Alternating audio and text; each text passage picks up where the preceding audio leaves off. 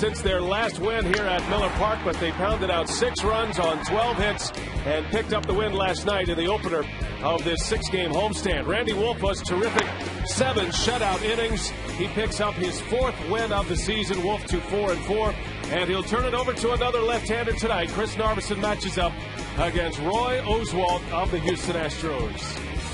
And hi, everybody, and welcome from Miller Park. Brian Anderson along with Bill Schroeder. Great to have you with us tonight. See if the Brewers can make it 3 straight here. And Chris Narveson will get the ball. He's going after another win for the Brewers as they try to keep this thing going here at home. Yeah, he's having a nice month of May. He's 3-1. You see the numbers for Narveson.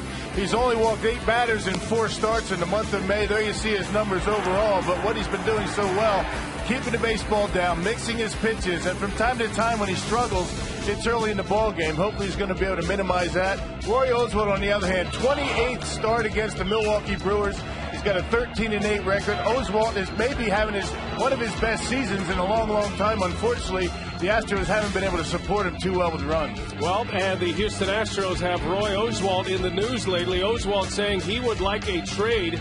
He has a no-trade clause, but you can see the run support he wants out of Houston if it can benefit the organization, and he can go to a contender. So he's been in the news quite a bit here lately, and there are a lot of scouts in the ballpark watching Roy Oswalt tonight.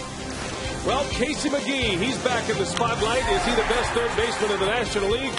He might be the best run producer in the National League. We'll talk Casey at the bat when we continue.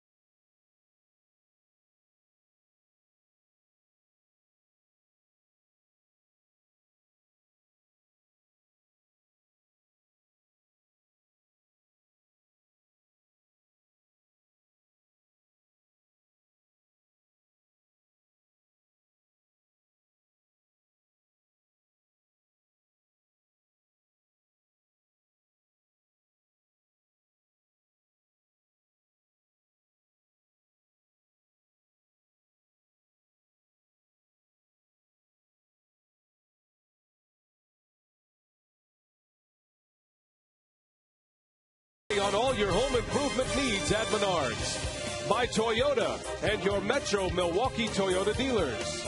By Oneida Casino. Get yourself in the game. Play slots, table games, and bingo at Oneida Casino. Fun is our game.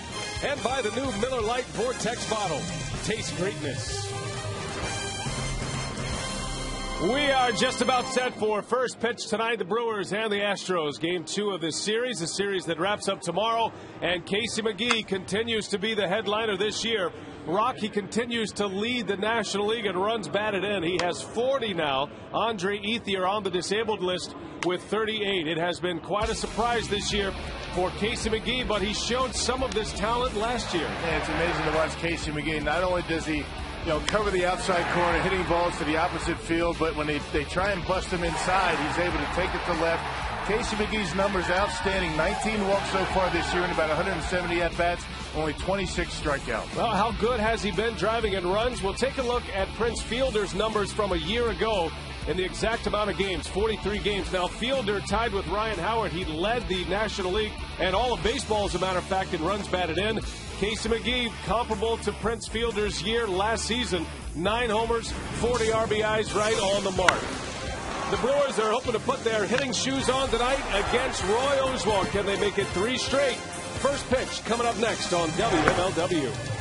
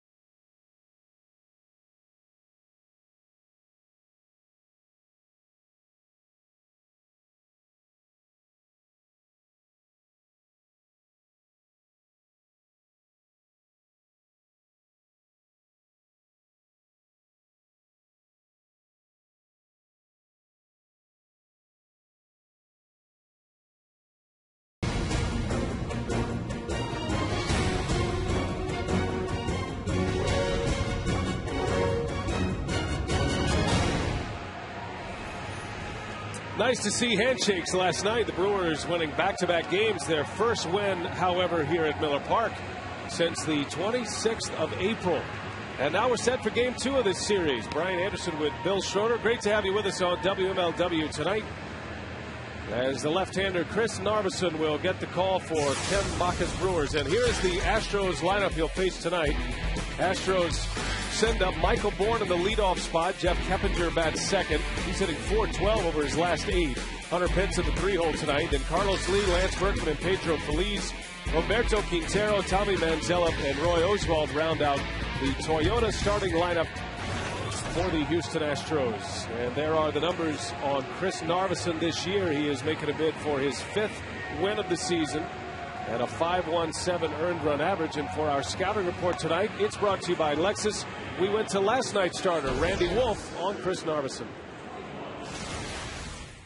He gave up 3 last time, but, he settled down. That's the most important thing. If you get caught up in one inning, that's when I think the game snowballs the wrong way for you. So whether or not he has a 1, 2, 3 inning tomorrow, I think as long as he has a solid start, keeps us in the game, gives us a chance to score. And I think he's been, he's got a deceiving, ERA. It's not great, but he's been pitching very well, and he's getting better every start. Well, and he certainly has shown that he's got a lot of maturity out there. It's every now and again he's going to start slow, give up some runs in the first inning, but has the ability to settle down. Well, the roof is closed here tonight. Could be a hitter's night at the ballpark. When it's warm out and the roof is closed and the panels are open, all that is in play tonight, by the way. It can be a very hitter-friendly ballpark and a home run-friendly ballpark as well. Good crowd filing in tonight on a Wednesday night. Tomorrow is a matinee afternoon game to end the series. Mike Easterbrook is the home plate umpire. Jerry Lane, the crew chief, at first, with Mike Winters and Hunter Wendelstedt on the bases. Boy, shouting matches with umpires have been the story the last couple of nights as Michael Bourne draws the walk. Let's check the defense behind Chris Narveson tonight. It is brought to you by Menards. Ryan Braun, Carlos Gomez, and Corey Hart in the outfield. Infield of Casey McGee, Alcides Escobar, Ricky Weeks, and Prince Fielder, and a battery of George Kataris and Chris Narveson. There's George Kataris, and big news today and disappointing news for Brewers catcher Greg Zaun. A torn labrum. The MRI came back, and that was the worst news Zaun could have possibly gotten. He is most likely out for the season, and his career is now in jeopardy with that injury. Yeah, 38 years old. It's never easy coming back from an injury like that, even when you're a young player. But, you know, Zaun, he's been around a long time, 38 years old, and it's going to be a battle to come back. We wish him all the best. So it looks as though, for the time being, it's going to be George Kataris and Jonathan LaCroix. Well, meanwhile, Chris Narveson has yet to throw a strike. 6 straight balls to start this game. The young LaCroix caught last night. Did a nice job with Randy Wolf. Wolf went 7 shutout innings. Brewers gave up just 1 run last night, and LaCroix had his first Miller Park hit in his first start. There's the first strike. Well, disappointing news for Greg Zaun. I know this was the year he was most looking forward to, finally getting a chance to be the everyday catcher. And an injury that was first sustained in a collision at home plate in Washington, D.C., and then officially pushed across the limit in an at-bat last week in Pittsburgh. Yeah, checked swing in Pittsburgh, and it didn't really look like there was much to it. He got hit by a pitch on the hand, you know, later in that at-bat, and had to come out. Didn't think it was too serious at that time, but it is. 3 balls and a strike on Keppinger. And you know the Brewer pitching staff is going to miss Greg Zaun. His job now is to make sure that Kataris and LaCroix are able to get through these games, just like Jonathan did a pretty good job last night. Well, Zaun almost steps in as a second pitching coach at this point. Strike 2, 3-2 on Keppinger, who has been the Astros' hottest hitter in an offense that has not produced much this year. Offensively, the Astros are down at the bottom of the National League in most major categories. Bourne takes off. Keppinger fouls one away. Let's take you back to the Greg Zaun injury just to finish off the thought here. This was against the Pirates on the 20th of May, last Thursday, and it was that swing that hurt his shoulder. That was the foul tip, but it was his right arm that gave him all the trouble, and now the diagnosis is back, and it is a torn labrum in his shoulder.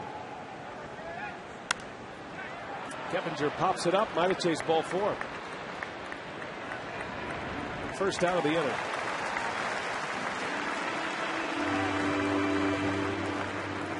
And one of the things that Narveson has been doing such a good job of, particularly this month, the month of May, he's 3-1 with a 4.24 ERA. He's only walked before tonight. He only had 8 walks in 4 starts in May.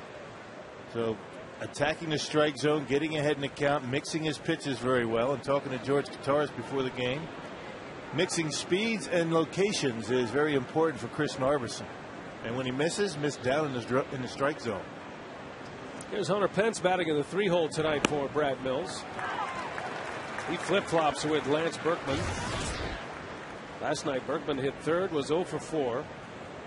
Pence doubled in his final at bat. He was 1 for 3.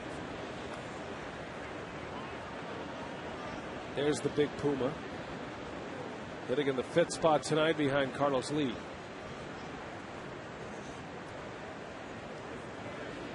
Bourne takes off. Pence a bouncer to short. Keeps the Astros out of a double play. 2 outs in the inning.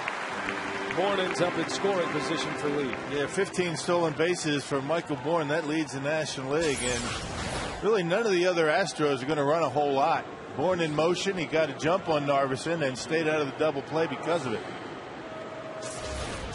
Michael Bourne has 15 of the 21 Astros stolen bases this year. And now he's in scoring position for Carlos Lee, the former Brewer.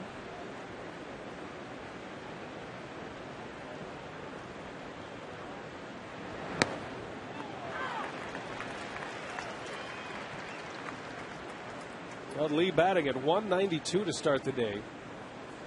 5 homers, 17 RBIs, one of the slowest starts to a season that he has ever experienced in his big league career. And chasing a lot of pitches just like that. Awkward swings from Carlos Lee. And that's very unlike Carlos Lee. Throughout his career, he's been a guy that is not afraid to take his walks and a big-time run producer. It took him almost a month to hit his first home run. Middle of the order for the Astros, not doing much. Stark contrast in his start to the year last year as Lee slices one into center field. Oh, it's gloved by Weeks. Bourne's going to come to the plate. The throw is late, and Lee is on his way to second base. Michael Bourne never stopped, and he scores. That'll be a base hit and an RBI, an infield hit for Carlos Lee. And a run batted in. It's 1-0 Houston. Boy, not often an infield hit's going to score a run, but that's how fast Michael Bourne is. He never slowed down around third base. A very awkward throw by Ricky. Able to get there, keep it in his glove, but very difficult to get in position to make a throw. Look how far off the corner that is. A good pitch by Narveson, but look at Carlos Lee go down and get it. Ricky Weeks has it in time, but just couldn't square himself and make a good throw to home plate. Guy can fly. Not many guys are going to score on that. But he never did slow down. That's why he was able to score. So the Astros with a 1-0 lead. And here is Lance Berkman now. Carlos Lee drives in his 18th run thanks to the legs of Michael Bourne.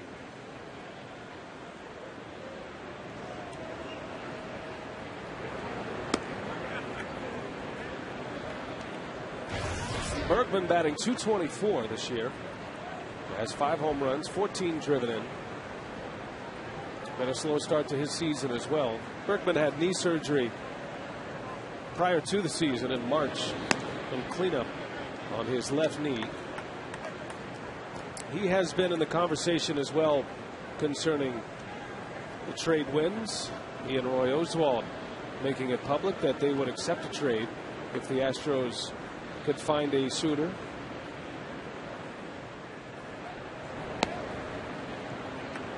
Melon, you 2 big guns, one of your starting pitchers and one of your best offensive players and big run producers have made it public that they would not mind to be traded. It kind of sets a bad precedent in that clubhouse for the young players here in Houston. You're almost forced to trade him at that point. That was a good changeup by Narveson. Yeah, 3-1 pitch, and Narveson, he's thrown that pitch a lot. He's had a lot of confidence in it, throwing it in just about any count. I guess if you walk Lance Berkman in this situation, it's not the worst thing in the world. You've got Feliz on deck. While the numbers are down for Berkman, he still has a gaudy media guide to go check out, and he rips one right back up the middle. Lee is around third. He's going to try to score. Gomez throw to the plate, and it's going to be in time. Katara slapped the tag on Lee. What a throw from Gomez. And the inning ends at home plate.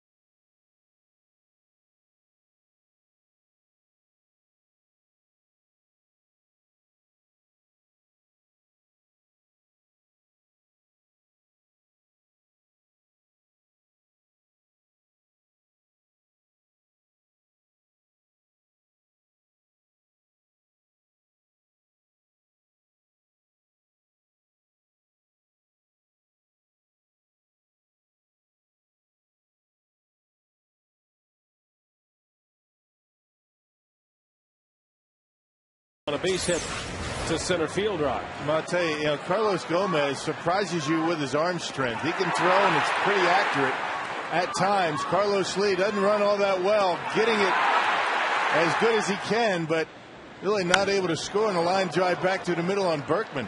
It looked as though Lee had a decent jump and a pretty good lead, but just not enough foot speed to be able to beat it. Good throw by Gomez. And give a lot of credit to George Kataris. He kind of hung in there as if a throw was not coming. He did a little deke on Carlos Lee and Swipe tagged him out to end the inning.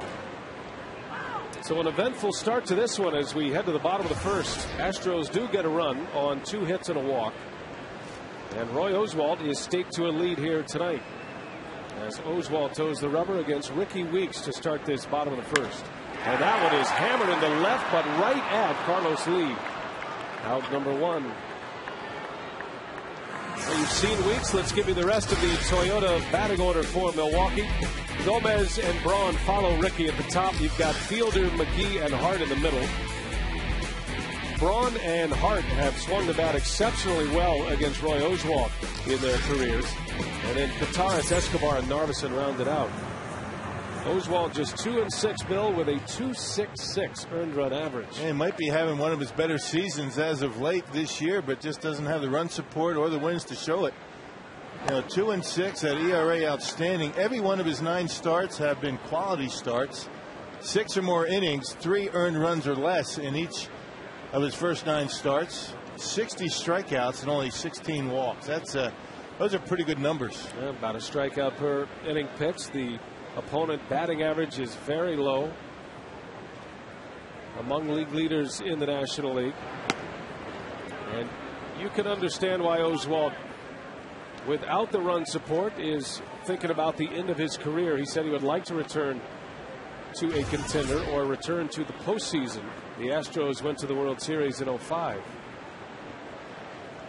But all of this swirl of news comes with Oswalt in the month of May, as Gomez pops one up to right, and the second out of the inning. Our scouting report tonight from hitting coach Dale Swaim, and it's brought to you by Lexus. More, finely tuned, so to speak, I guess. With a slower curveball, changes speeds on it. Oswalt's going to pitch inside, quite a bit. It's 2 different guys with the same velocity. Oswalt can't quite get it to 98, but he'll get it to 95 quite a bit too. I think Oswalt has a little bit better command of the slider and the changeup. He doesn't throw that big lazy curveball. Remember that curveball he used to throw? Really took a lot off of it. Not throwing as many of those these days to right-handed batters, but he's still using a lot of sliders and more changeups. He used to be about 75% fastballs. Those were the days he was throwing about 95 miles an hour. On a consistent basis, he lives around 92, 93 these days. Well, feels like he's been around forever, but Oswalt in his 10th year now. As Braun continues to hit against Oswalt. Ryan Braun hustling around first, and he's on his way to second. The throw is late. The bobble in the outfield, and Braun hustles his way into scoring position. Boy, you love to see that kind of hustle. The big turn around first base. He saw the bobble in center field, and not even close at second base. Good base running by Ryan Braun. Good hustle. It looked like the changeup or the slider that didn't do much. It was only 83 miles an hour. Ryan able to muscle it out there in the right field. The ball goes off Bourne's glove, and Brawny able to get into second base. No, it's the chicken and the egg, right? Did Braun's hustle cause the error and allow him to second, or did the error allow him to second? As Fielder swings at the first pitch, and a pop-up to Manzella, and the side is retired. On our way to the second.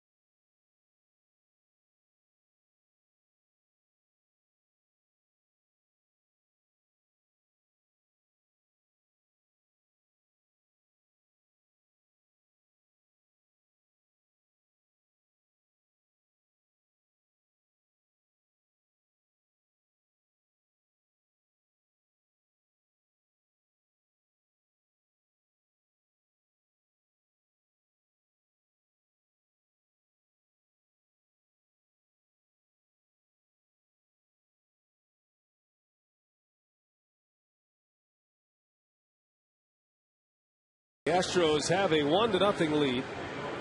They're going to score. Ryan Braun's hit a double, so no error in the bottom of the first. Oswald gets through the first inning unscathed, and we head to the second inning. The final out of the top of the first was at home plate. Carlos Lee gunned down by Carlos Gomez. And Narveson back on the mound to start his second inning of work against Pedro Feliz. Narveson with 21 pitches in the first inning, gave up 2 hits and a walk. And his first 6 pitches of the game were out of the strike zone.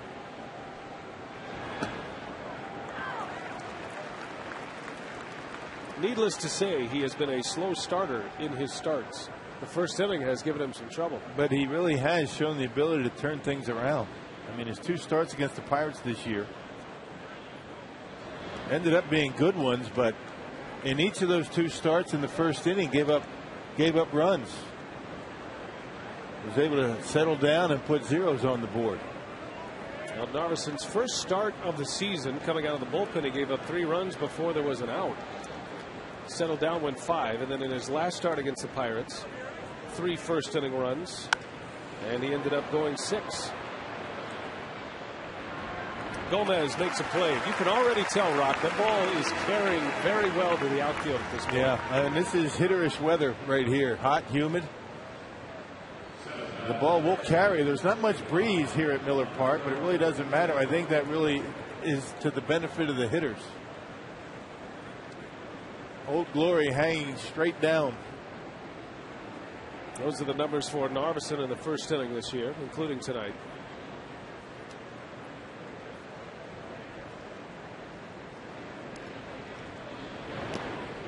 Down is the key.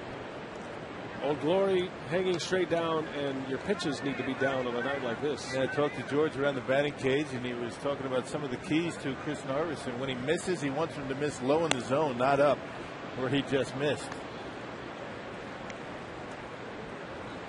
Chris Narveson has only allowed 1 home run in the month of May, which is, case in point as to, really concentrating on pitching down in the strike zone. And it's more of an issue for Narveson because he does have a very good curveball and likes to use the high fastball to set up that curveball, that big downer breaking ball he throws. It's a good looking fastball on the corner, 3-1. Well, you throw that high fastball out of the strike zone with 2 strikes or maybe a 1-2 count to get a hitter to chase. You don't want to be living up there in that strike zone, not early in the count. Those are the ones that get tomahawked out of the ballpark.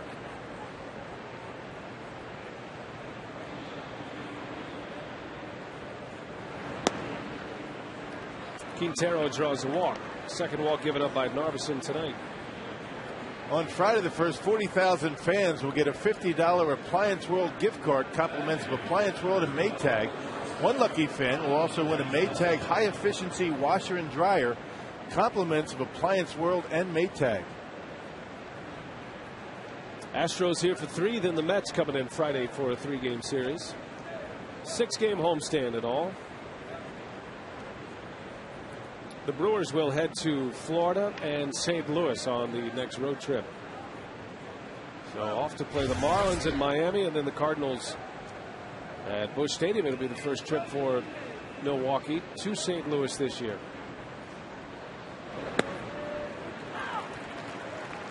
Cardinals and the Reds still at the top of the division to start the day. The Brewers picked up a game on both clubs last night. Cincinnati losing to Pittsburgh. And the Cardinals being shut out by the San Diego Padres. Padres lead the major leagues in shutouts this year. That's their 10th. How about that? Amazing, isn't it? Last night it was John Garland who picked up the win for San Diego. Yep, 10 shutouts. The next closest is 6. That's the Colorado Rockies.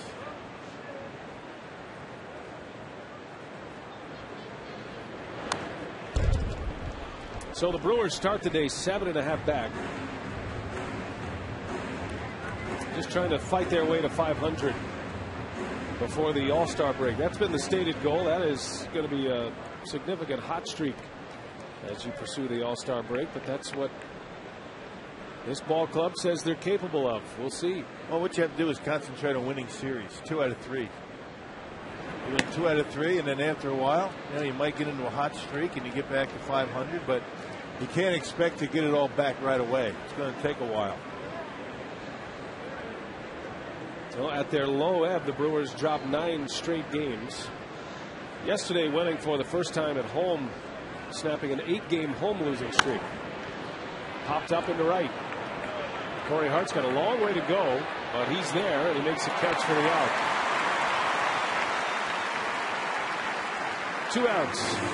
Nice play by the Brewers right fielder. And a nice play by Ricky Weeks getting out of the way. I'm not sure if anybody called it, and if they did, it was very late. Corey Hart coming in, Ricky Weeks going back. You see right at the last minute, Ricky hearing something and peeled off. That would have been a big time collision.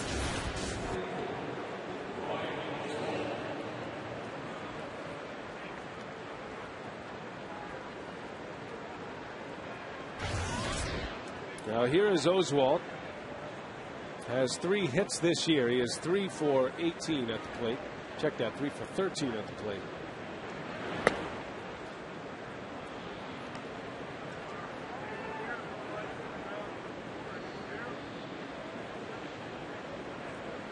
How much longer will Oswalt be in an Astros uniform? And a lot of time to the trade deadline, which is at the end of July. Well, the longer the Astros wait, if they do elect to trade him, the less they're going to get for him.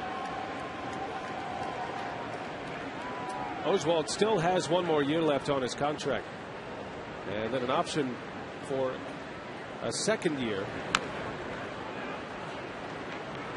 So unlike the Cliff Lee situation in Seattle, the Mariners feel like they're still in it. They still feel like they can get back in the race in the American League West.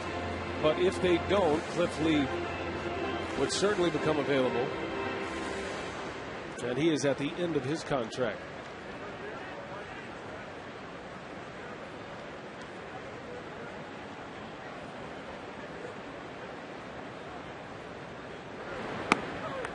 Narveson strikes out Oswalt to end the inning. A scoreless second for Chris Narveson, and we head to the bottom of the 2nd.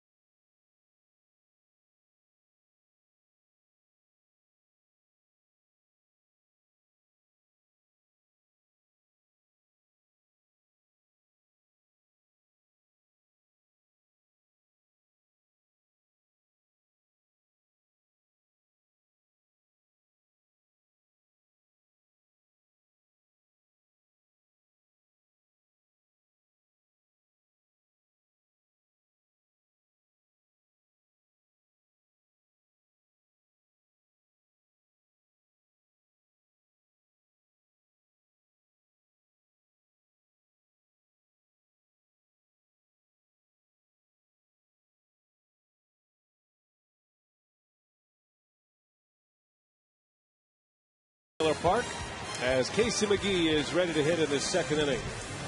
And what a matchup this will be, McGee against Oswalt. And how about Casey McGee this year compared to some of the top 3rd basemen in baseball? And McGee compares favorably with all of them and outproducing all of them in the runs batted in category. And, not on that list right there is the defense that Casey's been playing lately. I mean, his last month of play at 3rd base has been very good. He made a tremendous play in yesterday's ball game that Maybe saved a couple of runs, one for sure. Well, the conversation has certainly shifted. You know, talking about Casey McGee as one of the best third basemen in baseball, most productive third baseman in baseball. Now the conversation starting to move towards who's better offensively right now than Casey McGee around the game.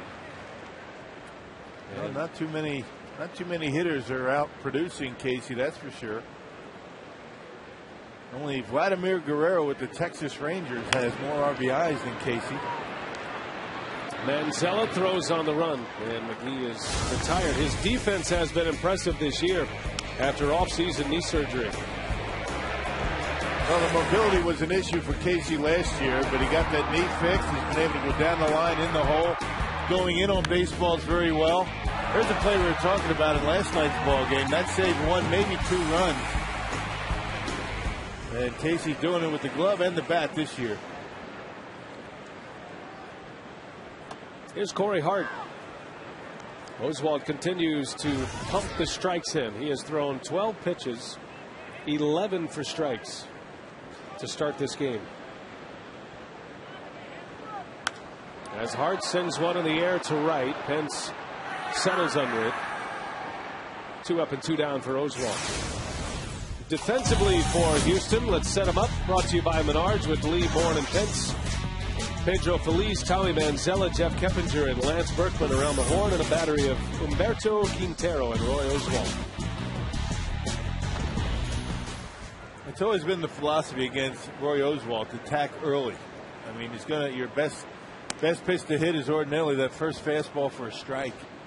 Nothing wrong with going after the first pitch if you can get a pretty good swing at it. Now, the Brewers did a good job of that against Carl Pavano on Sunday in Minneapolis. Why wait around, right? Why wait around for a pitch on a corner, a curveball, changeup? His fastball's pretty straight. Not a lot of movement on it, but he's got something on it. Well, there are no secrets between the Brewers and Roy Oswalt. And while there are a number of new faces on the club, Oswalt is making his 28th career start against Milwaukee, going back to the 2001 season. And only 6 no decisions. That means he's pitching deep into ball games and getting a decision out of just about every one of his starts. Oswalt has not lost against the Brewers since the 07 season, April of 07.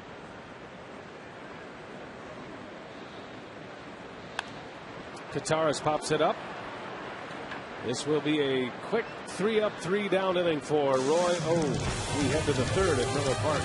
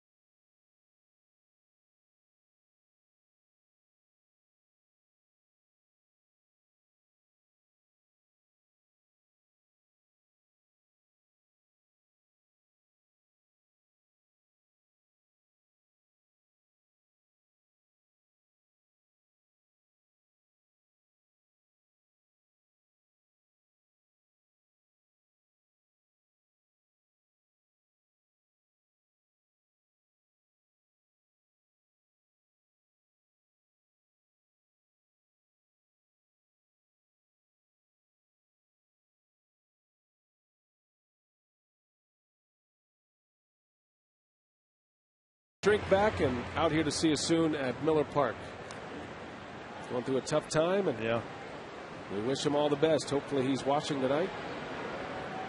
I also want to send get well wishes to Caitlin Fossey, a big Brewer fan, having some issues of her own.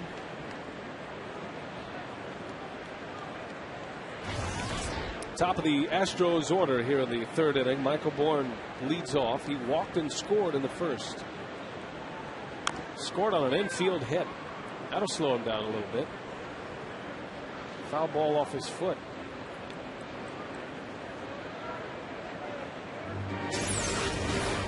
Well, this is certainly a guy that you got to make hit his way on. And not exactly where George wanted it, but it ended up pretty good. Maybe that'll slow him down a bit. Foul ball right off his foot.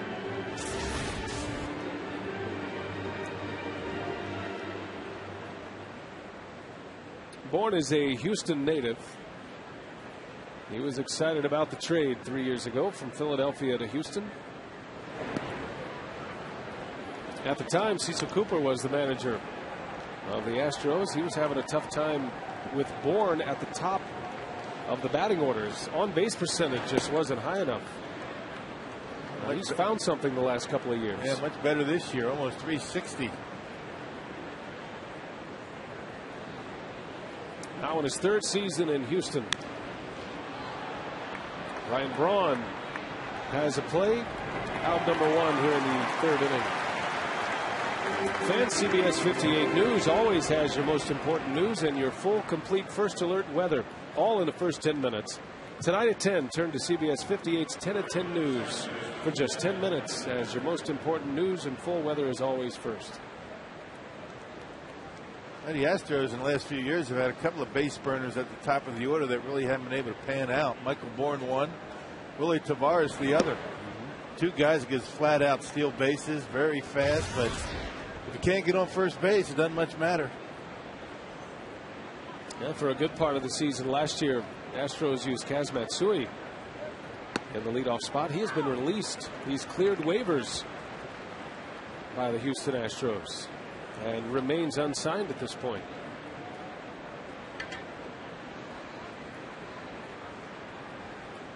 Keppinger takes a ball low. 2-1 on the Astros second baseman.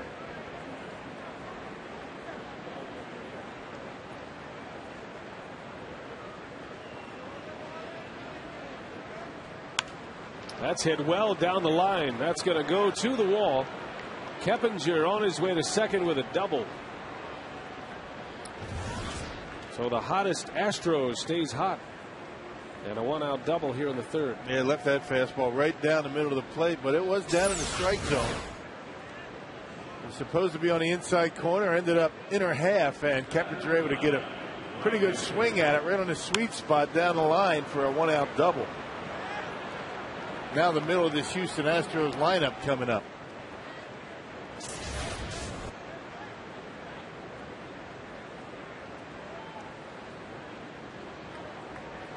Here's Hunter Pence.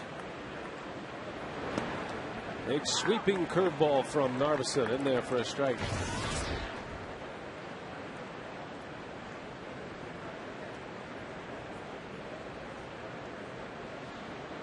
Pence is one of the players the Astros trying to build their future around. They're in a transition period in their organization. They had some turnover in their front office. Bobby Heck is now their director of scouting, and they're counting on him to hit the draft hard and continue to make deals that will be fruitful for Houston. I think the Astros are looking at this season like the Texas Rangers approached possible trades 2 years ago in the Mark Teixeira trade that basically with one trade put the Rangers from the worst minor league system to one of the best, acquiring guys like Neftali Feliz and Elvis Andrus. Trade the Rangers made with the Atlanta Braves.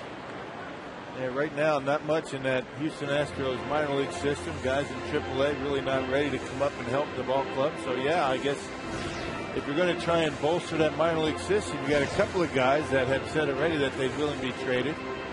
You get some pretty good minor leaguers for Roy Oswalt and Lance Berkman. Well, it's become part of the vernacular now, but everybody's looking for the Herschel Walker trade. That skips away from Kataris. Keppinger into third base. That's a big play. Now a runner at third base with just one out. Let's see if the Brewers bring their infield in. You got Roy Oswald down the mound against you today, and he hasn't given up more than 3 runs in any one of his starts this year. It's kind of been command issues right now for Chris Narveson. That looked like a change up that George just didn't get down on. Runner at third with one out, infield in, and Pence lays off.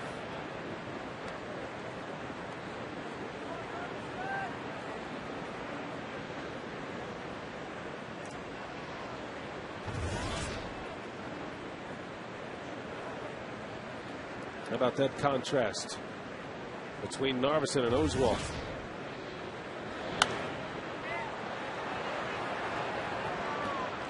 Well, the ball strike ratio not very good for Narveson so far. Almost 50-50 balls and strikes.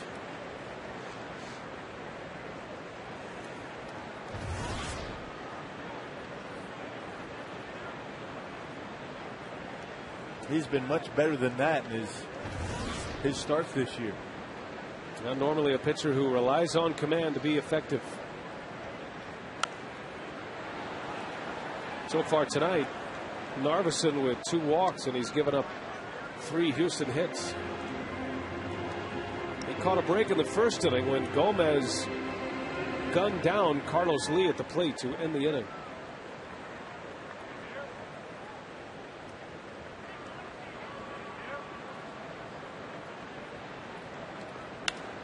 That one is plenty deep. Back is Ryan Braun, and running out of room. He leaps and he can't get it. That bangs off the wall.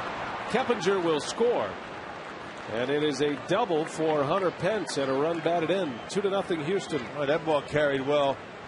Just like we were talking about. It's his perfect conditions for hitters tonight. That ball didn't sound like it was hit all that well. It looked like it sounded like it was off the end of the bat. It was a changeup, and indeed it was off the end of the bat. You can see how much Pence chokes up on that bat. And Ryan Braun just not able to get there. I think he mistimed his jump. He wasn't as close to the wall as he thought.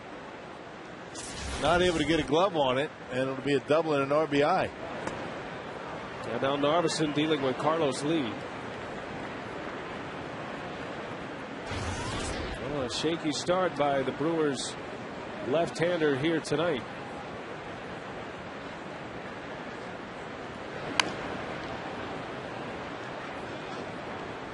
Four hits for Houston now.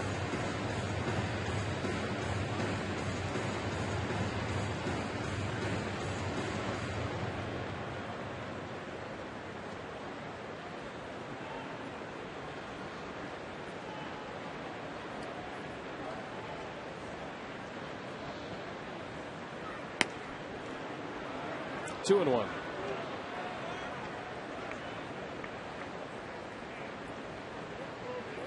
Well, Carlos Lee drove in a run on an infield hit.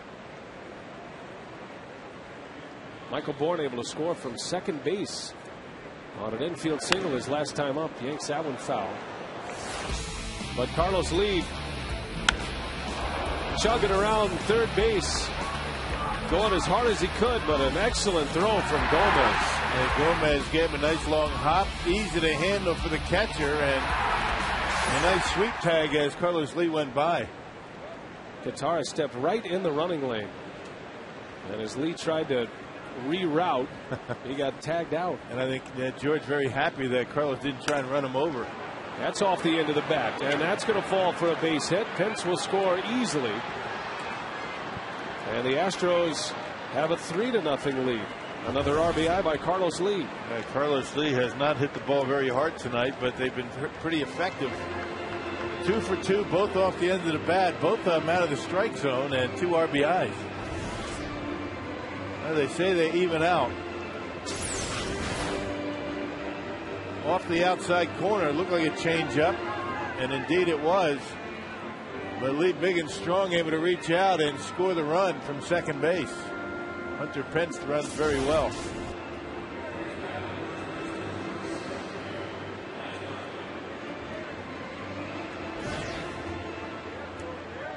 23 pitches already in this inning. Narveson has racked up 63 pitches with just 1 out in the third. It's just been one of those nights for Chris Narveson. Just has not been able to locate his fastball or his changeup for that matter. We haven't seen much of that from him. Lance Berkman. Narveson needing a double play ball here. Bergman has grounded into a couple of double plays this season already.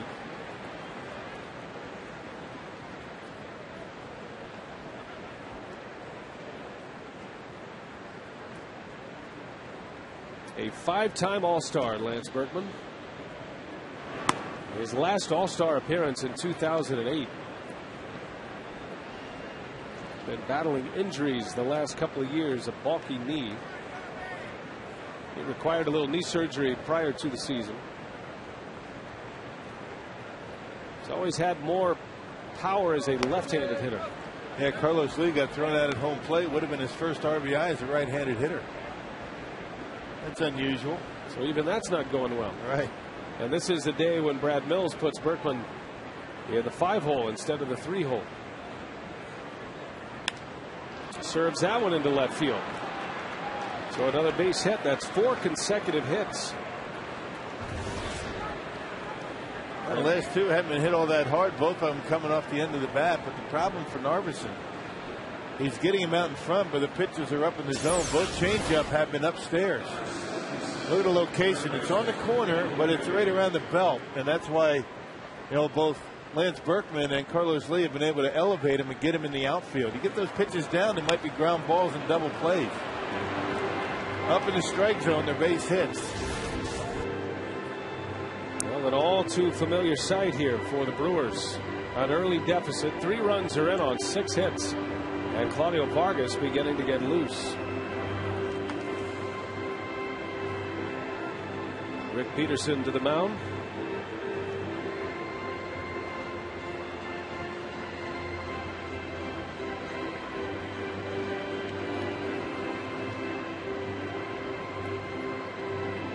Now runs are going to be tough to come by tonight against Roy Oswalt. Imperative that Narveson keeps the Astros at 3 here. Oswalt just blowing right through the first 2 innings, surrendering just the 1 hit. Feliz pops it up. Infield fly rule is called, and Weeks makes the catch to make it official.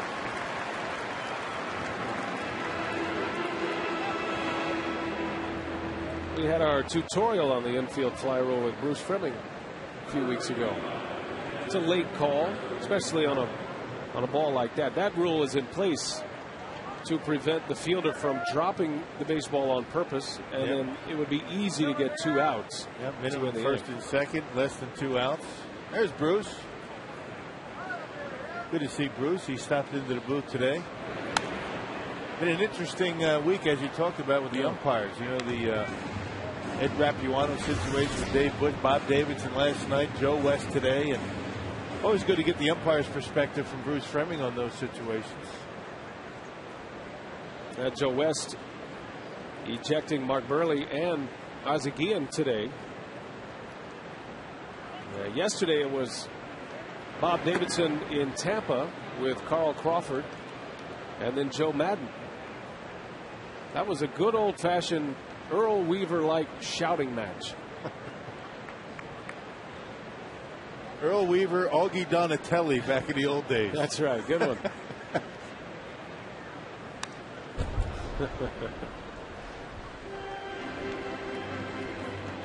Those guys knew how to argue back then. Yeah, just those managers kicking dirt, screaming at the top of their lungs. Yeah, hat turned around backwards, and then they go out and have a cold one after the game.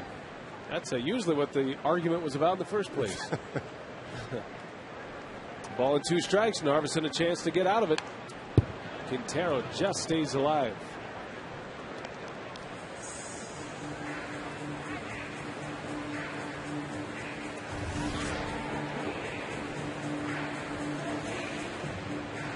In the danger zone here. Anytime a starting pitcher starts getting into that 25-30 pitch count in a single inning.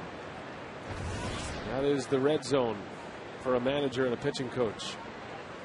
Well, right now, Ken Mock and Rick Peterson happy that Randy Wolf went 7 strong innings last night. Bullpen relatively rested. Of course, the bullpen was the story on Sunday. Just about everybody threw in that bullpen on Sunday and pitched well. There's Todd Coffey, Marco Estrada there with Jeff Suppan. We'll do it again here. A ball and 2 strikes. Narveson with runners at first and second. 3 runs are in for Houston. Had 1 in the first and 2 here in the 3rd inning.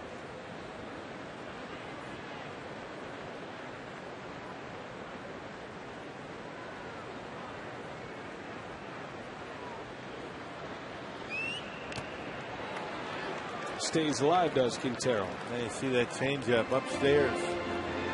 Narveson having a tough time throwing that changeup down in the strike zone. The changeup up around mid-thigh and at the letters becomes very hittable. And George got that one right off the mask. Narveson got away with one, didn't he? Might not, square it up, but you can get a piece of it and stay alive. Down in the strike zone, you get your swings and misses. Here's the 1-2, and a curveball missed. Count evens at 2-2. Lee and Bergman on the bases for the Astros.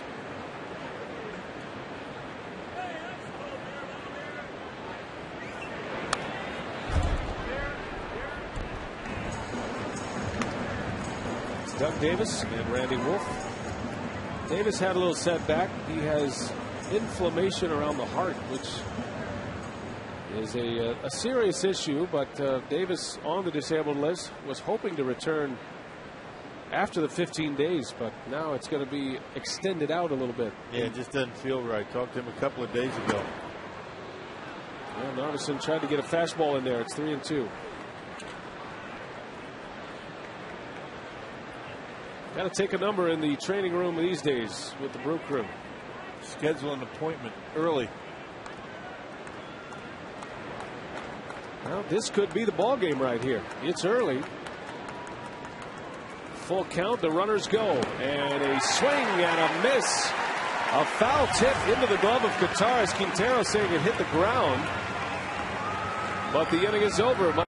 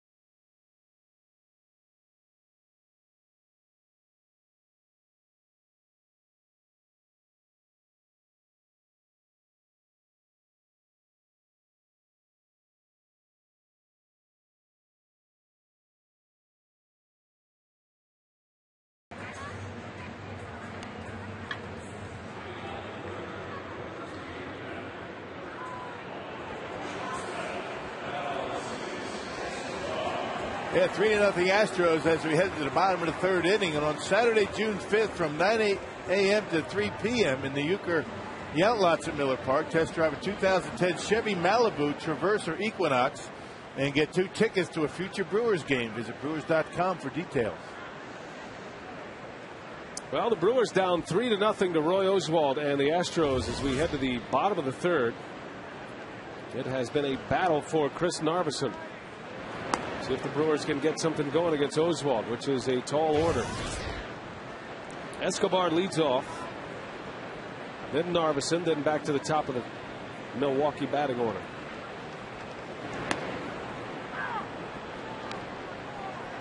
It is hot out there. You really don't realize how hot and muggy it is when it's in the mid to upper 80s during the afternoon. The roof is closed, not much breeze. Really got a good sense for that down around the batting cage this afternoon. Had a good lather working, didn't you? Yeah, just standing there. Can you imagine playing? Baseball weather. Yeah. Roof is closed tonight. There are some isolated thunderstorms popping up all over the Milwaukee area. We haven't seen any rain yet, but the warm weather and the threat of rain has the roof all closed up. It's one thing you love about Miller Park. You know you're going to play. Let it rain. Comfortable environment inside the ballpark.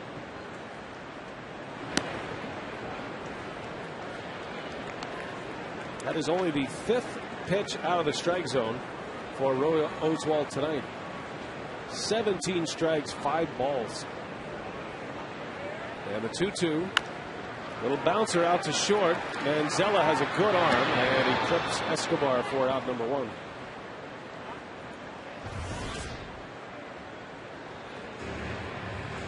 And pretty good ball to strike ratio for Roy Oswalt. Over 3-1 strikes the balls, and only 23 pitches with 1 out in the third inning. All-star ballots. It's that time again. Hope you're voting Brewers as you go to Brewers.com or punch the cards the old-fashioned way. There's a difference between you and I. I was focusing in on something else. You like the lid, did that you? Miller hat. Talking about hot weather. That's a nice hat. I wasn't sure what she was reading there.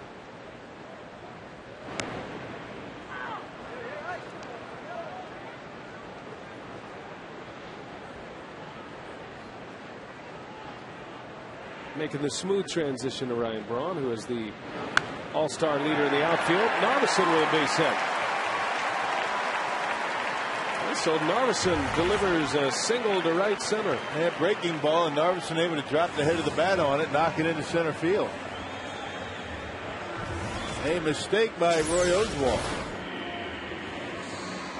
Was that a changeup? Might have been a changeup. It wasn't a fastball. And a base hit by the Brewers pitcher. Brewers pitchers continue to swing the bat well. Now Narveson now 4 for 11 at the plate. Randy Wolf with a base hit last night.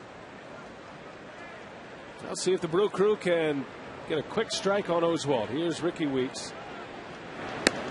Ricky hit a missile last night. They're still talking about it today. And you made a good point last night. Weeks hit an opposite field home run, and it had the shape of a left-handed pull line drive home run. And a lot of times those opposite field home runs, they kind of slice or they fade as they get out there. That was a missile that just went straight out and off the front of that second deck and right. Home run number 6 for Weeks last night.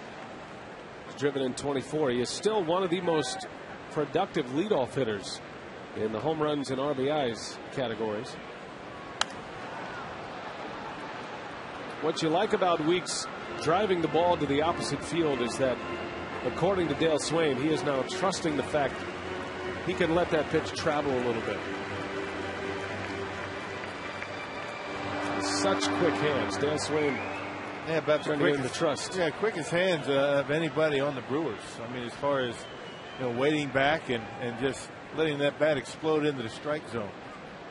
Here's the 2-1, and Weeks a count and a miss. Count evens at 2-2. And a little slider off the outside corner. I mean, every hitter at the major league level, they have that ability to wait back and throw the barrel of the bat at the baseball. You know, the quick hands, the good hand-eye coordination. It's just a matter of trusting it when you're going into a bad spell. You're not swinging the bat well. That one is hit in the air to right to Pence. And Weeks is retired.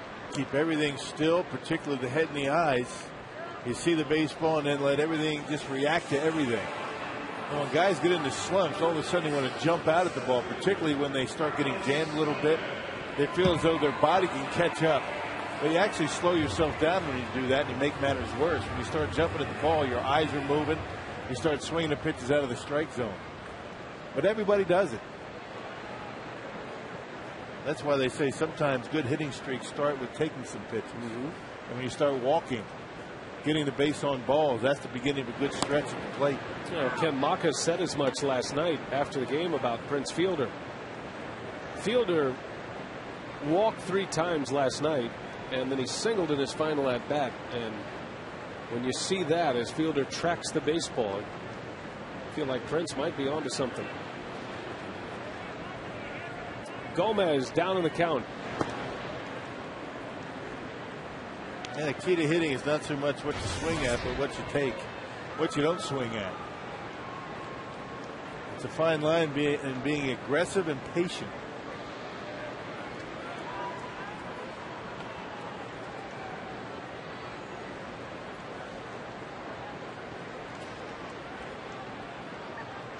Narveson over at first. Gomez the batter. Had a big cut, fouls it back, and it's 1-2.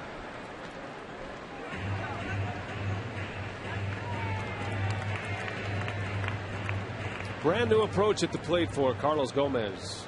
Much more aggressive. For so many years he was told to hit down on the baseball to utilize the speed. Dale Swain has gone just the opposite. Take a hack, but give me some better strike zone discipline. Be yourself, but swing at strikes. Dale believes in the simplistic approach, and he doesn't ask every hitter to do the same thing. Well, everything Gomez does is full bore, so why try to take that away from his swing? That's the philosophy for the Brewer hitting coach, and you know what? It's paid off this year for Gomez, who has 3 home runs and 11 driven in, and some of his home runs have been tape measure shots. 2 balls, 2 strikes on Gomez. And he lays off. That's good strike zone discipline right there. And Carlos Gomez could have a .350 on base percentage. He'd be a heck of a player, particularly when you bat in front of Ryan Braun and Prince Fielder. He could have a great season. Right now, it's just a little under .310. It's all about getting on base in front of 3 and 4 in the lineup. And with 2 outs, Gomez trying to get Braun up there in this inning. Right off the end of the bat. Hey, what we've seen from Gomez, he'll show a good eye until he gets to 2 strikes, and he swings at a lot of pitches with 2 strikes out of the strike zone. And he's not the only one. A little panic sets in. That's only natural. It's really easy to be patient when you don't have 2 strikes. Playing without a net with 2 strikes. Right. Quintero sets up away, and Gomez a little half swing. That's a fair ball, and that's the inning. An excuse me swing. The inning is over. Another scoreless frame for Oswalt.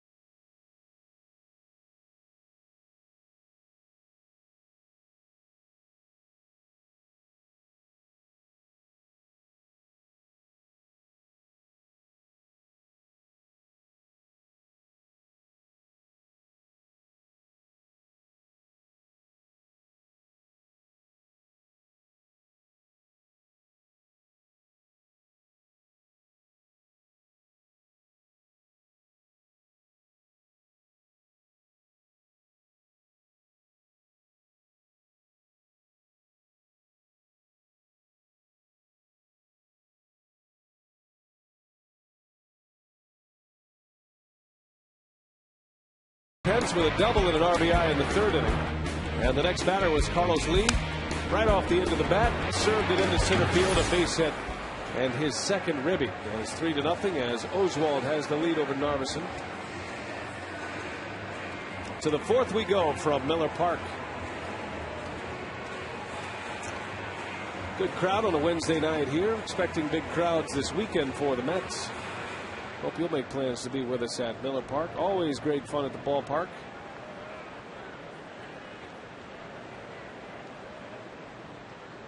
Second day of a 6-game homestand for Milwaukee.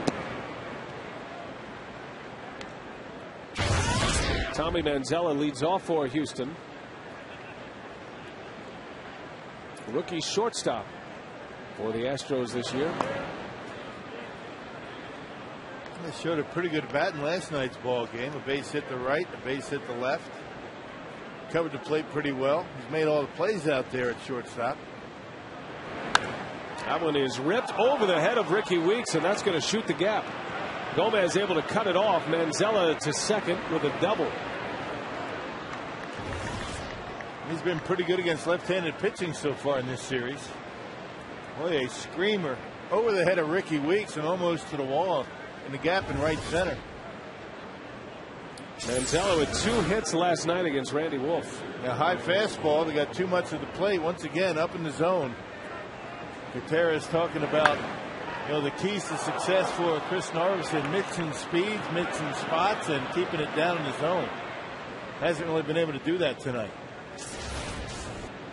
Now he faces Oswald, who's up there to bunt the runner over. And Narveson's only play is first. Sacrifice bunt for Roy Oswald. Manzella at third base.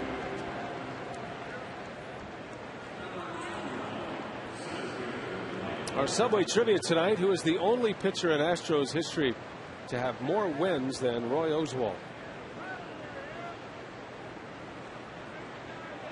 Houston celebrating their 45th anniversary this year as a Major League ball club. They started as the Houston Colt 45s. That's a good question. Had some great pitching come through Houston. Nolan Ryan, J.R. Richard, Mike Scott. Yeah, Mike Scott be a good answer.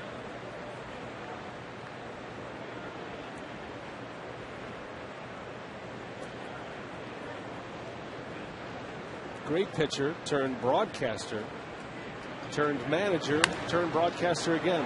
He was born with a base hit. And this is not Chris Narveson's night tonight. 4 runs are in for the Astros. Yeah, it's not so much that he's getting too much of the plate with his pitches. It's just that they're all up in the strike zone. If you get those same pitches down, outer half on the corners, you get the outs. But they're upstairs, and the Astros are able to find the outfield grass. Infield in, out of the reach of Escobar. Not much range when you're in that close. And Ken Macher really with no choice, already down 3-0. It's one thing to be down 4-0 to the Astros. It's another thing to be down to Roy Oswald 4-0. Who has not given up 4 runs all year. Michael Bourne just his 6th RBI of the season. Oswald is through 3 scoreless innings. He's given up just 2 hits.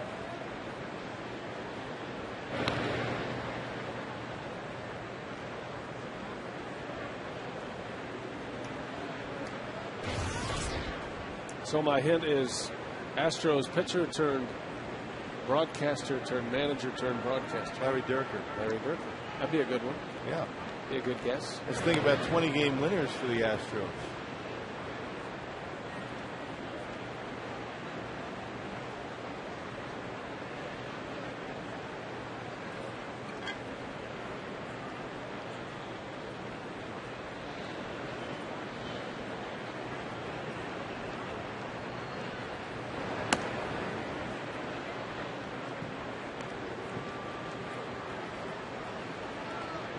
Narveson with the bullpen active behind him. It's been a battle tonight. 85 pitches were in the 4th inning. Looking for a ground ball here against Keppinger.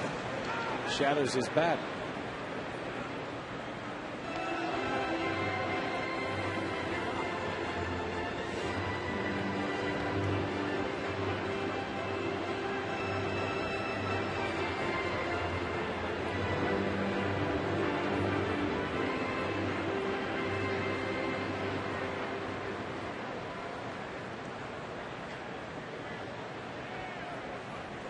Four to nothing Houston on 8 hits. At the speedy Michael Bourne, and now he's picked off. Fielder's throw is in time. A caught stealing officially. Narveson picks to first, and he erases the base runner. Now, all base stealers, when they get picked off against a lefty, they just keep going as hard as they can. Prince Fielder doing a nice job clearing the runner. Watch him take that crow hop, a little bit of a shuffle step in toward the plate, you know, to clear the alleyway to throw that baseball, and just able to get Bourne at second base. It was pretty close. That's how fast he is. So Bourne caught for the 5th time this year to go along with his 15 stolen bases.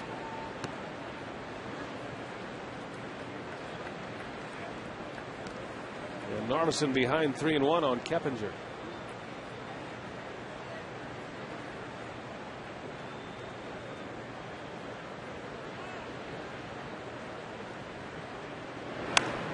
Popped him up. Ricky Weeks will settle under it. And the side retired. The Astros get a run. They lead 4-0. Big boys are coming up. Ryan Braun will lead off when we continue. We head to the bottom of the 4th from Miller Park.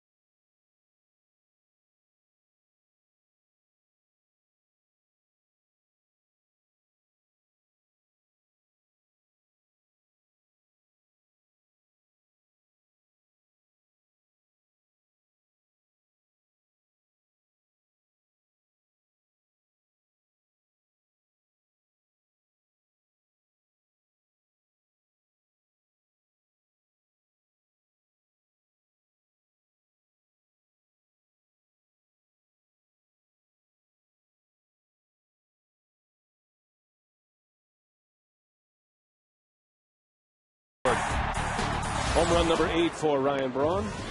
Takes a breaking ball for a strike from Oswalt. You know, Braun is climbing the list. You know, last year we were tracking the home runs through his first 3 seasons. He ended up 6th on that list all time. Some impressive names. Now we're into the first 4 season home runs, and look at Braun with 111 to start play today. And you're hoping he'll plow his way up this list. He's got a chance to join players like Frank Robinson and DiMaggio. That one's got a chance. Down in the corner, it bangs off the wall. Braun on his way to second, and it's a double. He just narrowly missed a home run. Well, he continues to smoke the baseball against Roy Oswalt throughout his career. Wow. That ball smoked down the line. Almost hit it too well. You get under that one just a little bit, that's a homer.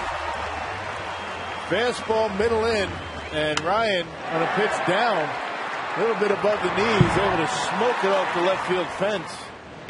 And a good job by Carlos Lee to play it in the corner. Knew exactly where to be on the carom, and Ryan Braun in with a leadoff double. And a tip of the hat to our audio crew planting those microphones in the wall. You could hear that bang against the U.S. Bank sign.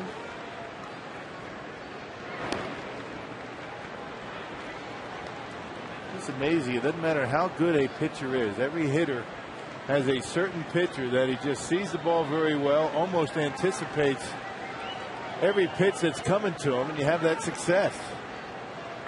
On the flip side of that, there are certain pitchers that you just have no success against at all. And for Ryan Braun, Roy Oswalt is one of those guys where he appears to see the baseball pretty well. Braun now 9 hits in 16 at-bats against Roy Oswalt in his career. And tonight he has 2 doubles. Fielder trying to drive him in here. The Brewers down 4-0. Astros have not given Roy Oswalt much support this year as far as offense goes. Yeah, Oswalt in the month of May 0-3, and the Astros have scored a combined 1 run. But Oswalt in his 4 starts in May has only allowed 9 runs combined. So he's pitched very well, but has absolutely nothing to show for it. A 2-6 record despite a 2.66 earned run average. Well, he walked him. Fielder aboard with a walk. His 3rd walk in this series already. Correction, his 4th walk in this series. And here comes the National League leader in runs batted in, Casey McGee.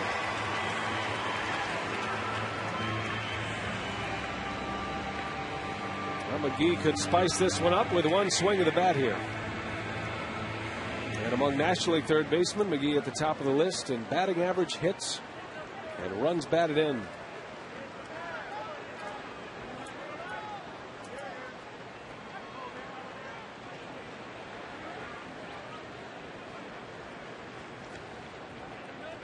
Now these are the spots ordinarily where Casey McGee is thinking up the middle and the right center. Doesn't try and pull it. That's what's been making him so consistent. Been able to stay on the baseball very well, but if they make a mistake inside, still quick enough to be able to whistle it down that left field line. Big cut by McGee. Most pitchers in situations like this, a couple of men on, they want to work away. And that's a dangerous philosophy against McGee, the way he's been swinging the bat. You know, because he sprays the ball all around, you saw the defense for the Astros pretty much straight away in the infield and in the outfield.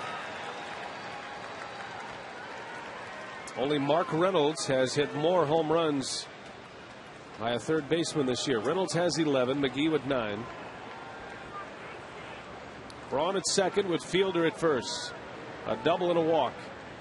And McGee another big hack.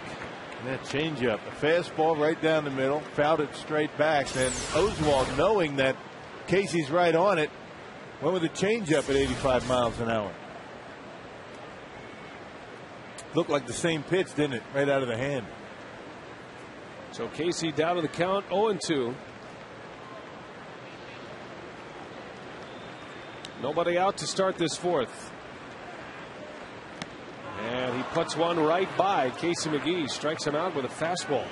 That's a big out for Oswalt. Boy, 3 pitches with a changeup sandwiched around 2 fastballs.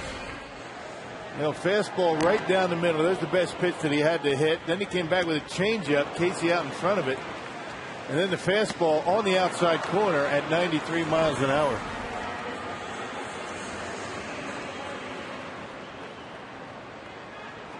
So the first out, McGee retired. That is the first strikeout for Oswalt. And here's Corey Hart. Slider. Hart has good career numbers against Oswalt as well. Including tonight, he is now 8 for 17 at the plate against Oswalt. That includes a home run.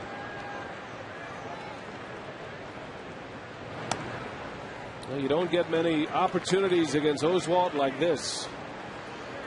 See if the Brewers can cash in here in the 4th.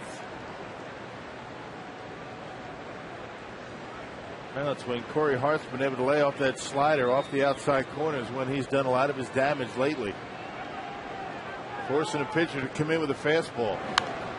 There it is.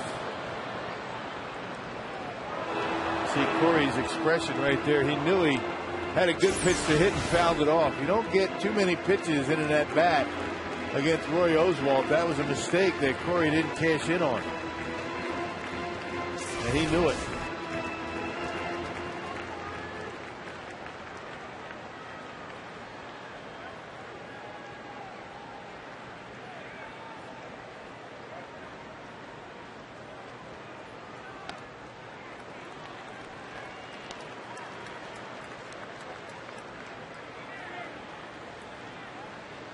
Hart with 9 home runs this season, 23 driven in.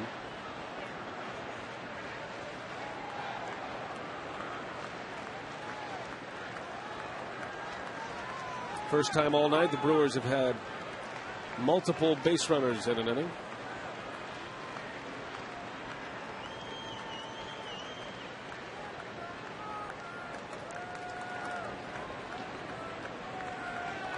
And Hart strikes out. So Oswalt punches out McGee and Corey Hart with 2 on, and now 2 away for George Kataris. Well, after the count got to 1-1, it was the pitcher decision for Corey Hart. Here it comes right here. The fastball that you have to hit off of Roy Oswalt. A mistake down in the strike zone, missed it. And on a 2-2 count, the slider gets Corey on the swing and miss at 83 miles an hour. Not sure about the slider or changeup. I mean, you know, looking at it as far as the velocity, it could be either one. Well, here's Kataris now with 2 outs.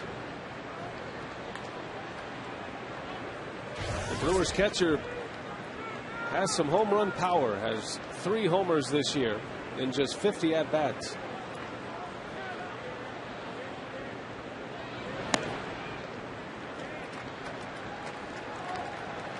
The injured Greg Zahn. His MRI came back yesterday, a torn labrum in his right shoulder, likely out for the season. So the catching duties now belong to George Kataris and Jonathan Lucroy.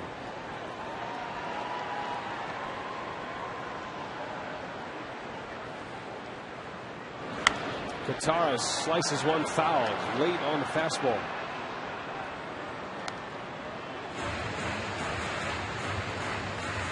Against pitchers the caliber of Roy Oswalt, you may be lucky to get one good pitch to hit every at bat. And the Brewers in this inning have missed each and every one of them. Casey McGee fouled a fastball right back. First pitch to him. Corey Hart on the 1-1 pitch. Fastball down the middle, and that 2-0 fastball was a very hittable pitch. Still a hitter's count for Kataris.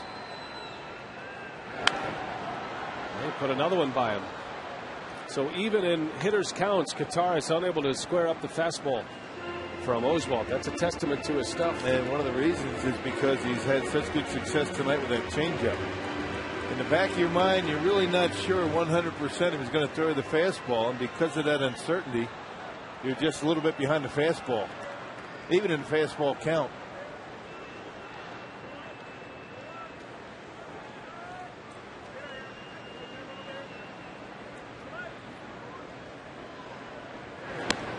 Got him. Oswalt strikes out 3 in a row after the first 2 reach. Strikes out McGee. Then he gets Hart. And a called strike 3 on Kataris.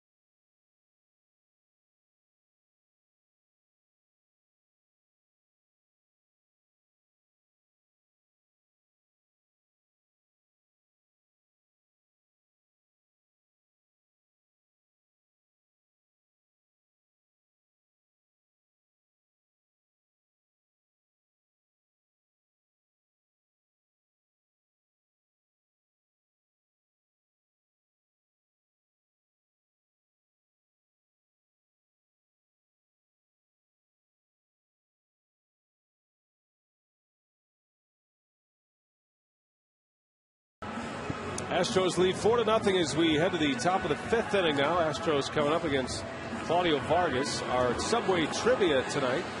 The only pitcher in Astros history to have more wins than Roy Oswalt. And it's Joe Niekro of all pitchers. Yeah, 144 wins. Joe Niekro. Oswalt has won 20 in a season twice. Also had a 19-win season. But Niekro with 144. Oswalt 5 away from that mark. Will he be an Astro long enough to win 5 games? That's the big question. Narveson is out. Claudio Vargas is in for the Brewers. Yeah, the numbers for Claudio Vargas, you can see he's struggled a bit this year. A .355 opponent batting average. Last pitched on Friday against the Twins. Gave up a run in a couple of innings of work.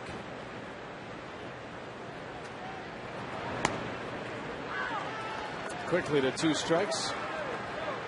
You know, we were talking about the Phillies last night facing back-to-back knuckleballers. Right. Wondering if it had ever happened before.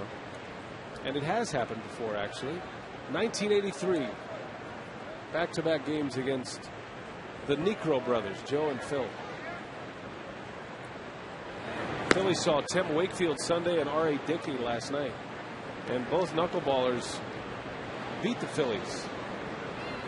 Where'd you dig that stat up? I saw it on the MLB Network. Nice. Maybe because we were wondering. I was working in the yard today. You were just laying around watching TV? Studying, man. It's prep work. But mostly, yes. Too nice to be in the house. Oh, had a big day outside today. Did you? Pulled a lot of weeds. Yeah. A lot of weed pulling. Practice. You don't have people for that? Got my 2 hands.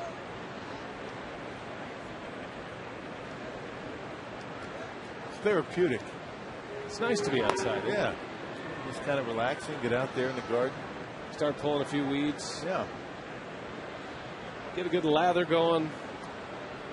Really come and get ready for the game.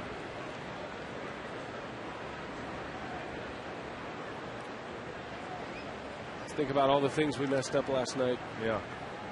I don't think about that.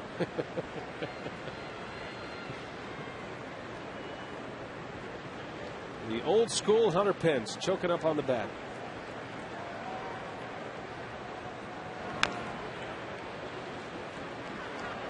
Yeah, proof positive that just because you choke up on the bat, you can't hit home runs. He's got 7 home runs this year.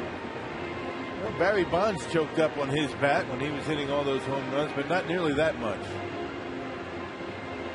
The advantage of choking up like that, you can use a much bigger bat than you ordinarily would if you use it held the bat on the handle, on the knob.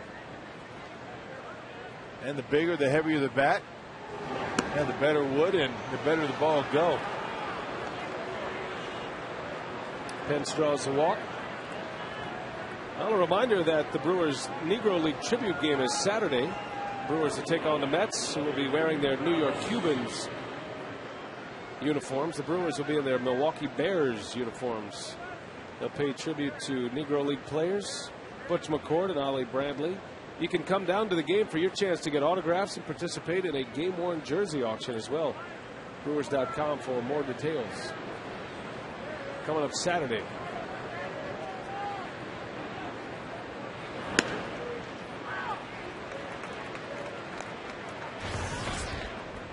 Carlos Lee, he's driven in a pair tonight. 4-0 Houston.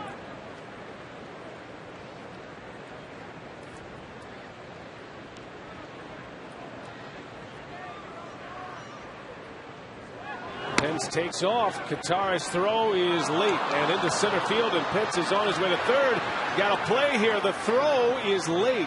Gomez threw on the run, and Pence ends up at third base. Yep, stolen base and an error on George Kataras. The throw bounced into Ricky Weeks. He tried to grab it and drop the tag on him. Gomez able to get there, but just wasn't able to set himself and make a strong throw into third base. Pretty good jump. Not sure a good throw is going to get him. It might have been close. But Ricky Ava not able to knock it down. And Hunter Pence with good speed able to get into third base with nobody out.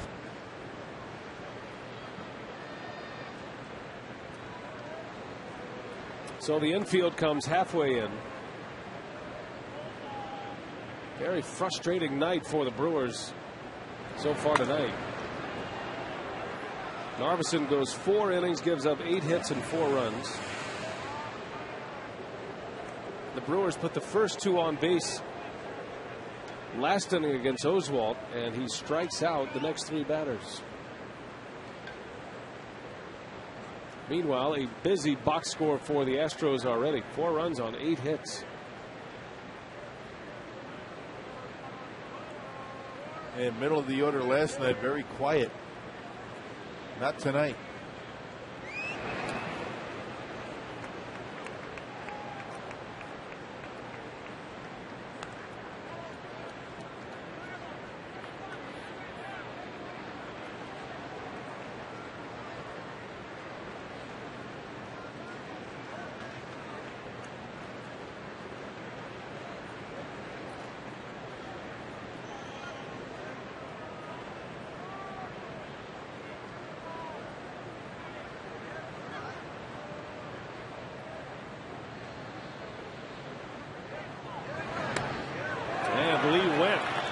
Chased one out of strike zone. Very unusual for Carlos Lee, and that's a strikeout for Vargas. Now Ken Mockin can walk Lance Berkman and set up double play. And Carlos Lee throughout his career has been deadly with men at third base in less than 2, but chasing one out of the strike zone. That's just not a swing you see from Carlos Lee. I'm a little bit surprised that the Brewers aren't walking Berkman here. A much better left-handed hitter than a right-handed hitter. You can set up the double play, get out of this inning with no damage. They're going right after him.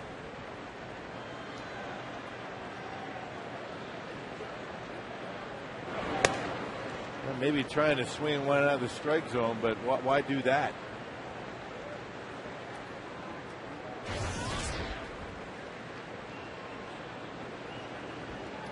Berkman has 2 hits tonight.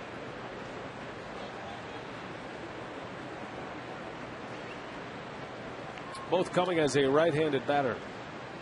First time he's hit lefty against Vargas, and an awkward swing. It's 1-1. And Berkman, the only left-handed bat in that lineup for the Astros tonight. You got nothing but righties coming up after Berkman. But again, they're trying to get him to chase out of the strike zone, and he just did.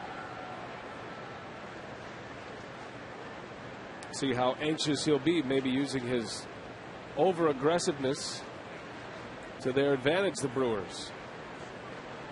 The 1-1, and Berkman lays off. Berkman now in his 12th year as an Astro. You see Pedro Feliz, the on-deck hitter, and an Astros career that might be coming to an end. Drafted and signed by the Astros, came up through their minor league system, and has given them some great years. 3 balls and a strike. Let's put him on. That's what they want to try and do here anyway. At least that's what they should be doing. Percentages say you walk Berkman and set up the double play, get a ground ball.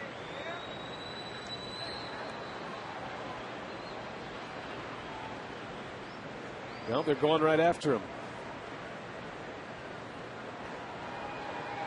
Hitters count for Berkman. Katara sets up inside, and Berkman late on the fastball.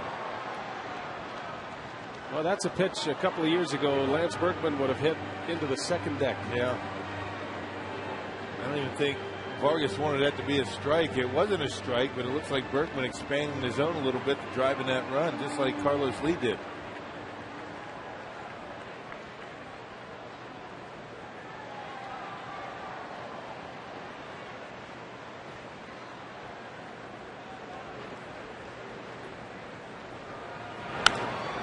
Base hit and an RBI, and it's 5-0. So Berkman comes up with the ribby.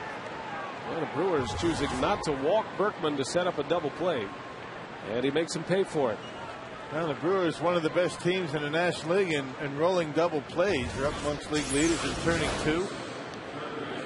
The Brewers with 47 double plays. That's good for third in the National League in double plays, but electing not to set it up. And Lance Berkman on a 3-2 pitch drives in the run. So Liam Berkman with 3 runs batted in tonight. 5-0 Astros. There's a strike to Feliz. Claudio Vargas's struggles continue here tonight.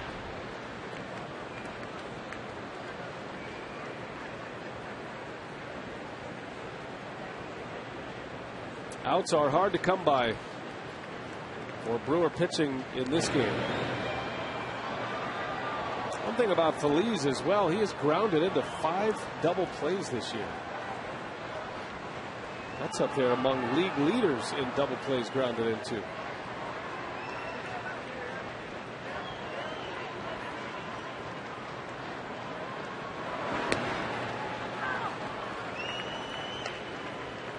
Vargas could use one here to get out of the inning.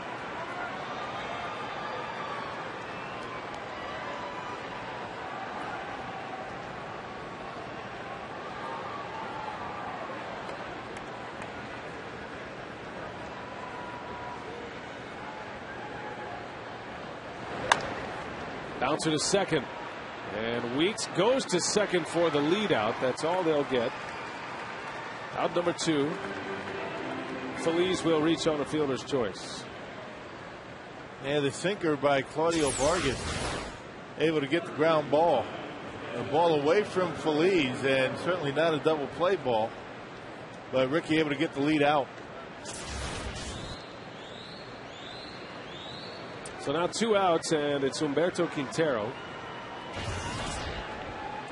Astros with 5 runs on 9 hits. They keep tacking them on.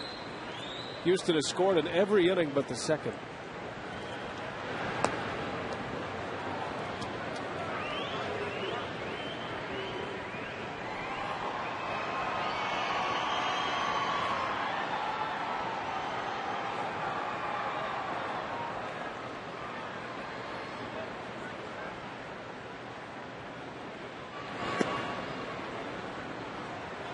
Two 2-0 on Quintero.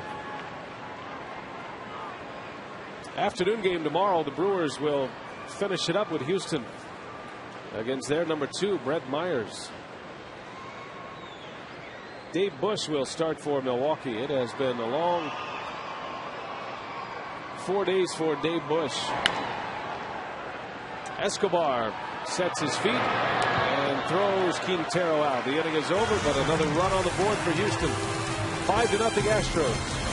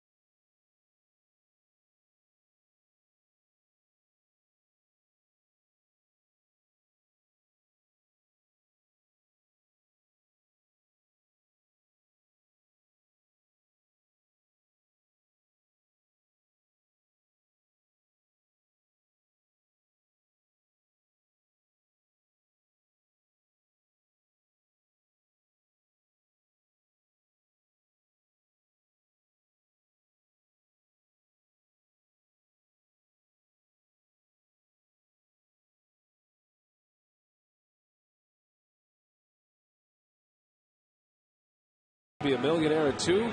Are you smarter than a 5th grader at 3? And Family Feud at 4. MLW, the games are on us. Sounded pretty good right about now. You kind of hosted a Family Feud a few years back at the winter warm-up. Yeah, it was fun. Guess who got stuck with that this year? That you? That was me. And why was that, Bill Schroeder? Wait a second. They didn't have that this year. Oh, you know, we had it. When?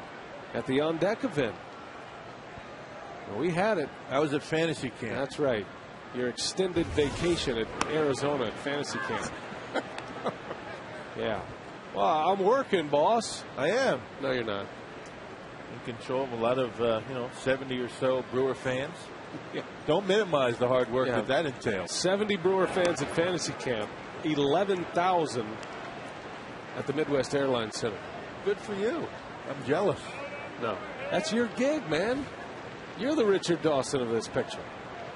You did such a great job, too. Escobar into center.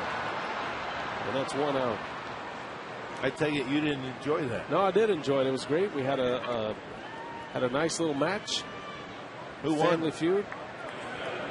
Now, a couple of years ago, it was the Canadians versus the Americans. Right. We didn't have that kind of setup this year. No. We didn't go by country. We went by current and former Brewer players.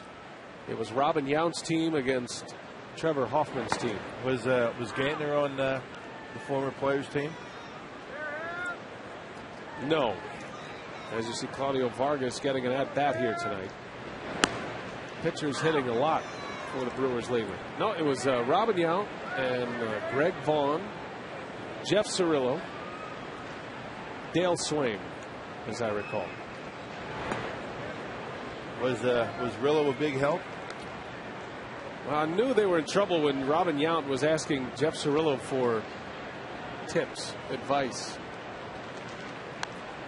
That's when you know the world is upside down. Well, right? I mean, when looking at the two of them, which one would you think would be a guy to be sitting in front of the television watching game shows? That's true. Robin, absolutely not. But Cirillo can't sit still for 5 minutes, so he'd have a hard time staying with a game show. As Vargas strikes out. And speaking of fantasy camp, Bill Schroeder's fantasy camp coming up January 30th through February 6th this year. Probably well positioned for Mr. Schroeder. Maryville Baseball Complex in Phoenix. That includes round trip airfare.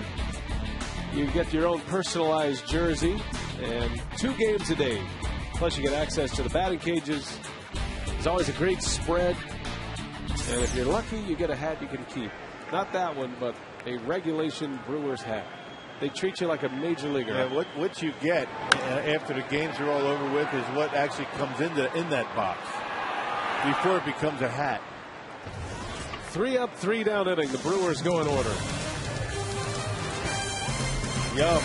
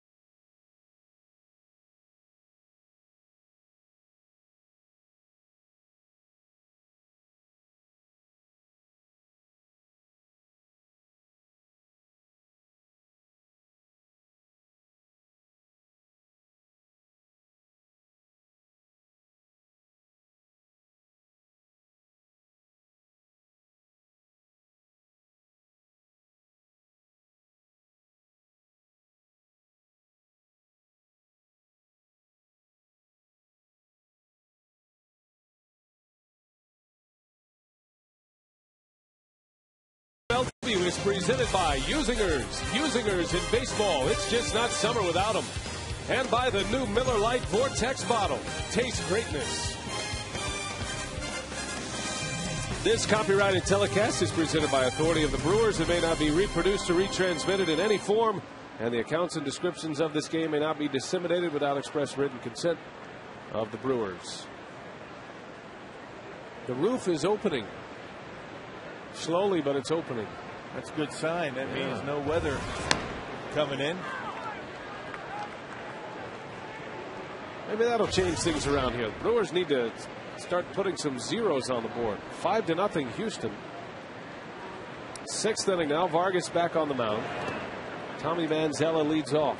Meanwhile, Roy Oswalt is locking up the Brewer bats. 5 shutout innings. Well, you can just feel the breeze coming in already. How's that possible? Look at the flag. It's all about the currents, I guess. Wow. The air has to have a place to escape. Yeah, she's a blowing now. The result of the wind. Turning in nice, isn't it? Nice breeze coming in. Little skip in the step. Yeah. The crowd. There's a little life generating here at Miller Park. And with our fine analyst. In the right.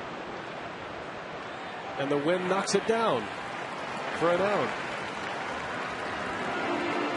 2 great Milwaukee traditions are coming together to bring fun and value to this summer's lineup. For just $25, get 1 Terrace Reserve ticket to the Brewers and Giants series. And then a Summerfest general admission ticket as well. Good any day, June 24th through July 4th. A special Brewers Summerfest t-shirt. This offer ends June 23rd. Call 414-902-4000 or visit brewers.com/Summerfest. Say hi to our buddy John Bowler. Getting all the arrangements put together for Summerfest this year. Oswalt with 1 out.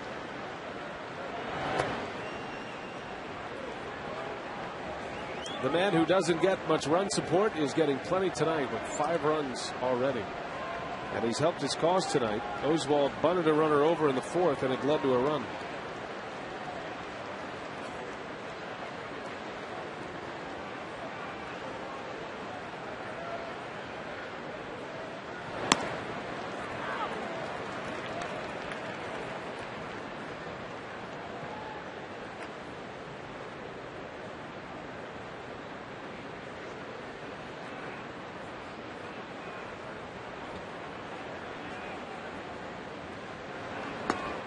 There's a strike on the corner. 2-2 on Oswalt. Isn't it great to look at the roof open? Yeah. Kind of mesmerizing.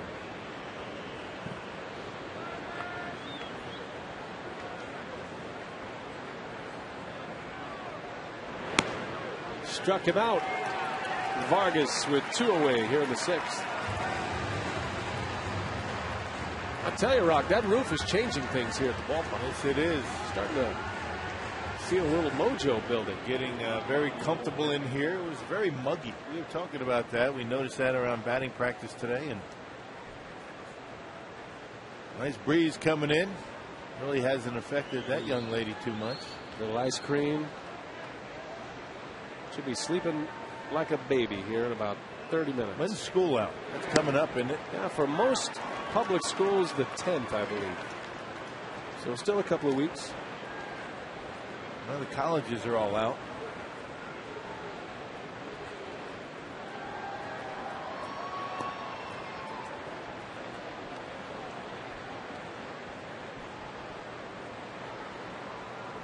Two outs for Michael Bourne here in the 6th inning.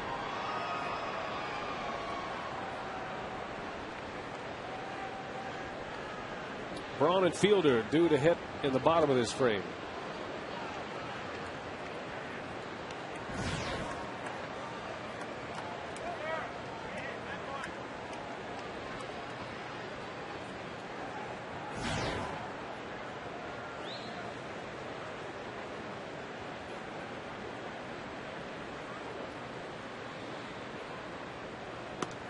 Bourne's had a good night tonight.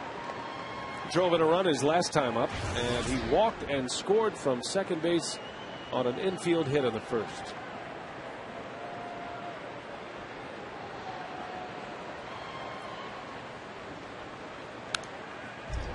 Full count.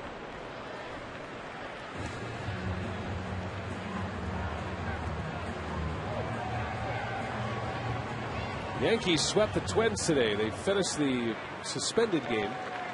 Derek Jeter hit a home run. They won it 1-0, and then Andy Pettitte picked up his 6th win. Twins won the nightcap. Mariano Rivera with 2 saves today. Gives him 10 for the year. Francisco Liriano threw a pretty good game, but got beat.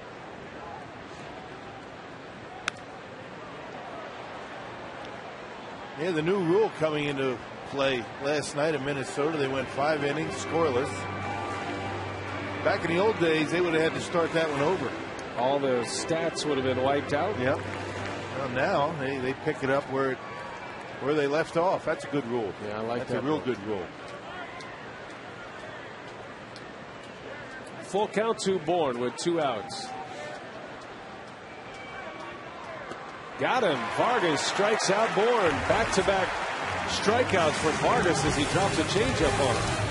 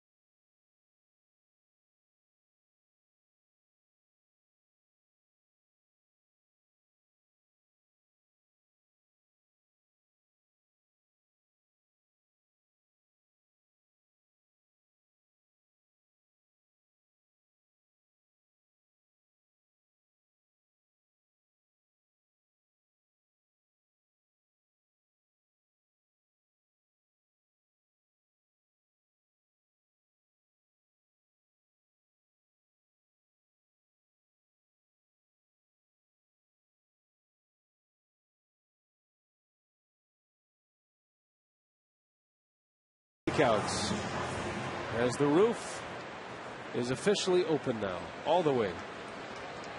Just 3 hits allowed. Oswalt gave up a double and a walk to start the 4th, but then struck out the side after that to get out of the mess. That has been the closest the Brewers have come to scoring a run in this game. Oswalt's been tough. Gomez leads off, then Braun, then Fielder. Yeah, the Brewers only 0 for 4 with runners in scoring position. 3 of those came in that 4th inning. Ryan Braun, the only Brewer to have reached second base. He's done it twice. The Astros, on the other hand, check this one out. 6 for 9 with runners in scoring position tonight. That's not bad. They have scored in every inning but the 2nd and the 6th. Vargas is coming up with a 3-up, 3-down inning. But the roof is open now, and it's like a brand new game. Same old pitcher, though.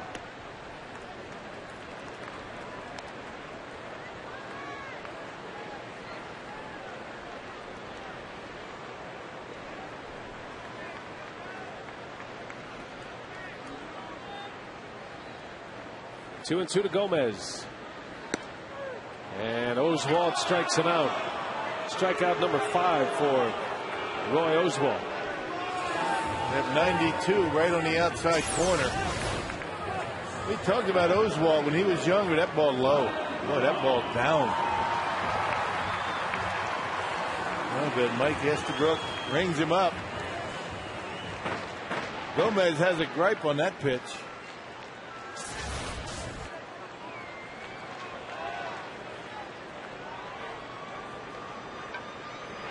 Here's Braun with 2 doubles in this game.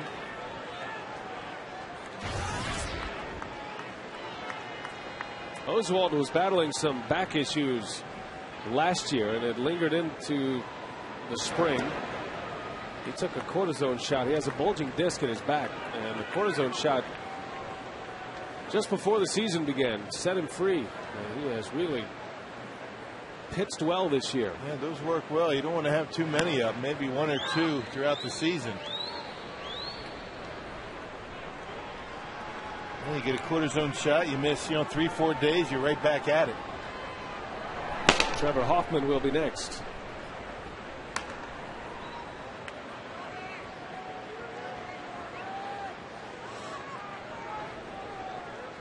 How long do you expect a cortisone shot to last? Well, for a guy like Roy Oswalt, I guess it depends on how hard you throw, how much you're active, and how old you are. I would imagine.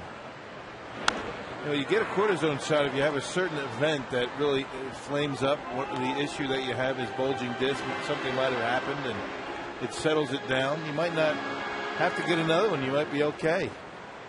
But it will mask a problem, a long-term problem. You might be able to get through it. The danger with cortisone is you feel good, but you risk making your injury even worse. Because you don't feel the pain as much. And not as much, and it feels good. The muscles around it are really strengthen the area, particularly if you have elbow issues, you have ligament damage, those types of things. I used to get those things in my elbow from time to time. But it's certainly not something that's going to solve any problems. It will help you get through the season. Fastball up and in, getting Ryan Braun. Well, until the 4th inning, Roy Oswalt did not have a strikeout since that 4th inning. He's been racking them up. Has 6 strikeouts since the 4th inning. Matter of fact, 8 batters he's faced, he has struck out 6 of them.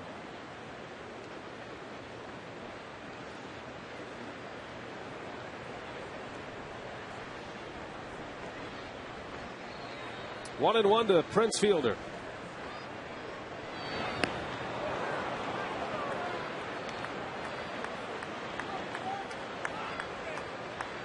Oswalt's making it look easy right now. He's got great command of all of his pitches. He's been doing that all year. The only difference tonight, he's got some runs.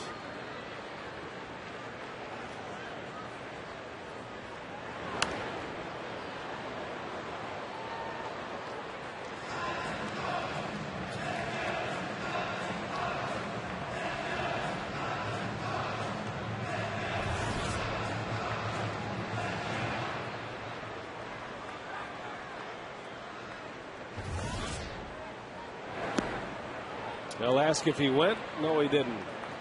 Prince able to check his swing. Now we're going to see Trevor Hoffman pitch next inning. Ken Maka has been looking for opportunities for Hoffman to continue to work and get into games. Now, he was in a pretty high stress situation his last time out, which was his first time out. Saturday in a 2-run game in Minneapolis. Put a fastball right by Prince.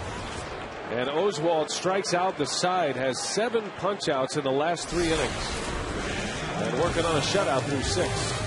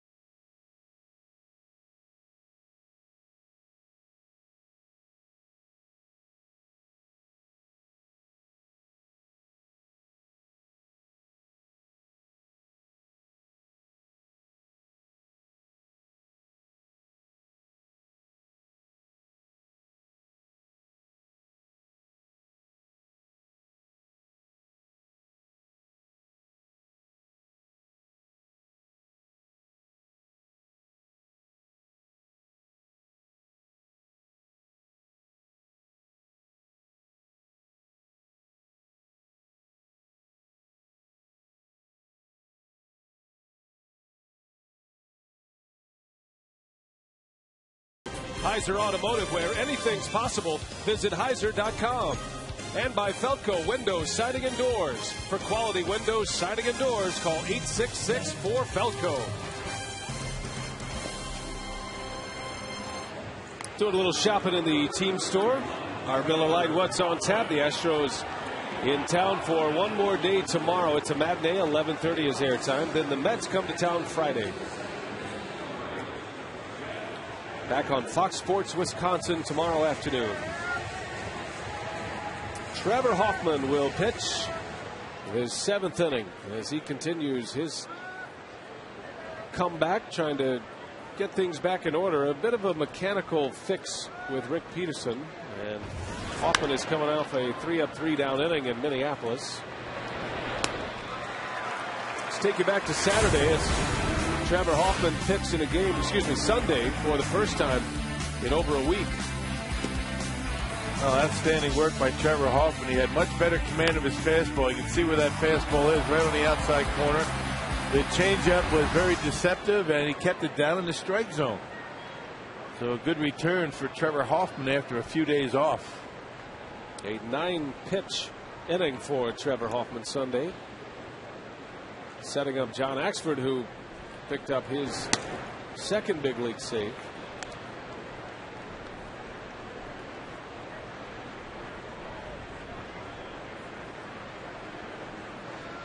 Hunter Pence with 1 away.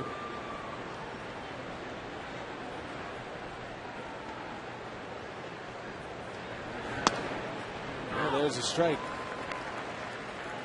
1-1 to count on Pence. Ken Maka saying about Hoffman, he's just going to have to now work him back into games and build the confidence, Trevor's confidence, and confidence for the manager with the closer. And not ruling out that Hoffman could return to the closer's role. But as Trevor said, he pitched his way into the current role, and he'll have to pitch his way back. Yeah, completely professional about the whole thing, and nobody more affected by what's been going on with him and out on the mound than Trevor Hoffman himself. Feels bad about it, but has vowed to get back at it. Pitching with the same intensity that he would in a 9th inning. And a base hit by Pence. So a 1-out single for the Astros. Here comes Carlos Lee. Now you see George on the outside corner, and Trevor left that one right down the middle and up in the strike zone. Well, tonight, every time a Brewer pitcher leaves one up in the zone, it's ended up as a base hit. 10 hits now for the Astros and 5 runs.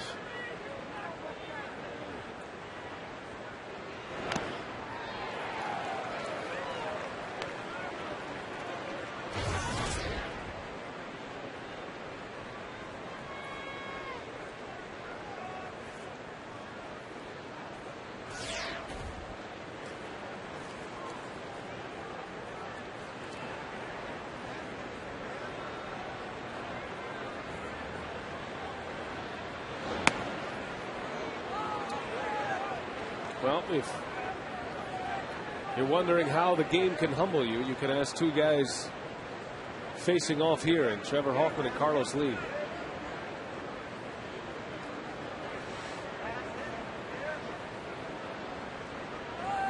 At one time, 2 of the best at their craft.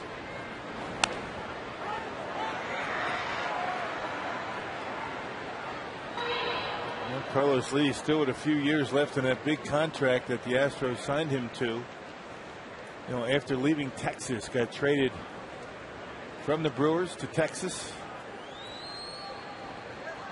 Actually, it was the other way around, wasn't it? Brewers got him from Texas. And then there was Lee, who signed the big free agent deal with the Astros. 6-year deal. Into left field, Braun is back, and he's got it for the out. Out number 2. Well, Trevor on Sunday, his 1,000th game. This is 1,001 here tonight. He is chasing Goose Gossage, and with his next game, he'll match the Goose. He's see 3 former or current Brewers on this list. All-time games pitched. Jesse Orozco, the left-hander, 1,252, and Hoffman still 4 saves away from 600, which has been a stated goal for Trevor Hoffman. Let's get this right. This Carlos Lee trade, he got him from the White Sox, and then he went to Texas for the remainder of the 06 season, and then he signed the 4-year contract in 07. Right. Just wanted to get it right. It was a while ago.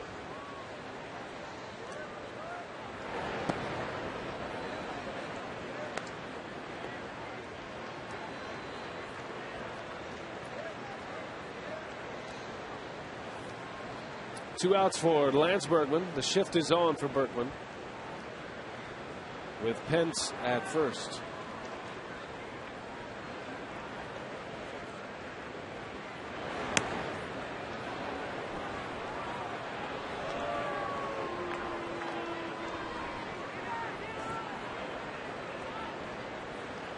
Trevor said he feels healthy. His arm feels good.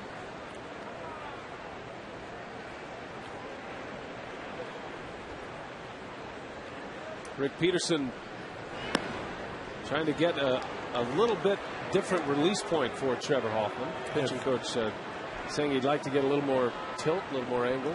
A little more arm angle. Felt as though he was throwing too much over the top. Drop it down just a little bit, high 3/4, maybe somewhere in between. Get a little bit more movement on it. There you see the delivery for Trevor Hoffman. Uses his legs very well. You know, the slightest little adjustment could, you know, make a big difference in where that baseball ends up.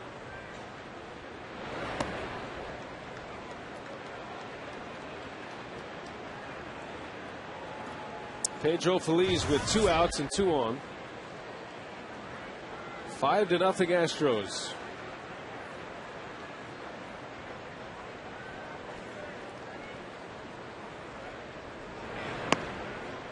It looks like a much greater deficit with Roy Oswalt pitching tonight. And Oswalt has been sharp. 6 shutout innings with 7 strikeouts for Oswalt. I think that's what everybody was saying in that game on Saturday against the Twins. Down 6-2, 9th inning, and 5 runs. So the Brewers are within striking distance, and it's going to be important for the Brewers to keep them off the board here. Feliz pops it up. This is playable for Kataris. And that's the inning. So Hoffman a scoreless 7th. Trying to make the comeback run for the Brew Crew.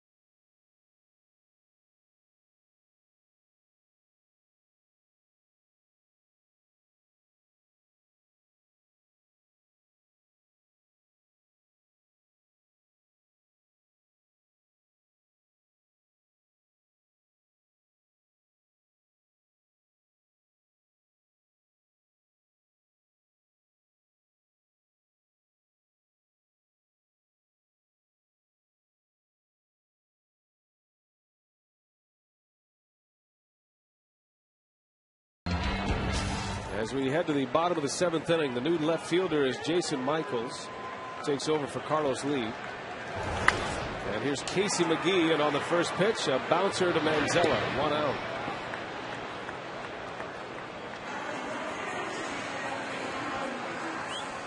'84 pitches is all for Roy Oswalt so far with those 7 strikeouts tonight. He's been one of the best this decade. Oswalt trailing only Roy Halladay and CC Sabathia. He'll match Sabathia with a win tonight.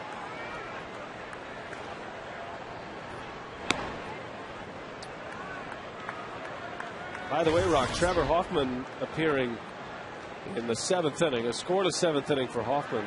The first time he has appeared that early since 2003, September of '03.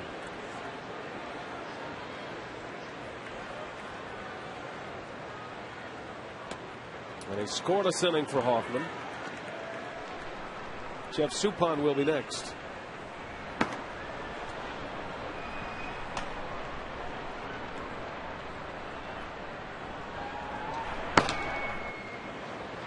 Three balls, no strikes on Hart. Oswalt has given up just 1 walk. Well, he has been something special tonight. Yeah, 4 base runners is all for Milwaukee. Just sometimes you run into a hot pitcher and you just have to tip your hat once in a while. Brewers offense has been pretty good lately. That's an extra base hit. Hart goes down the line, and he's on his way to second with a stand-up double. Brewers need base runners, and Hart gives him some.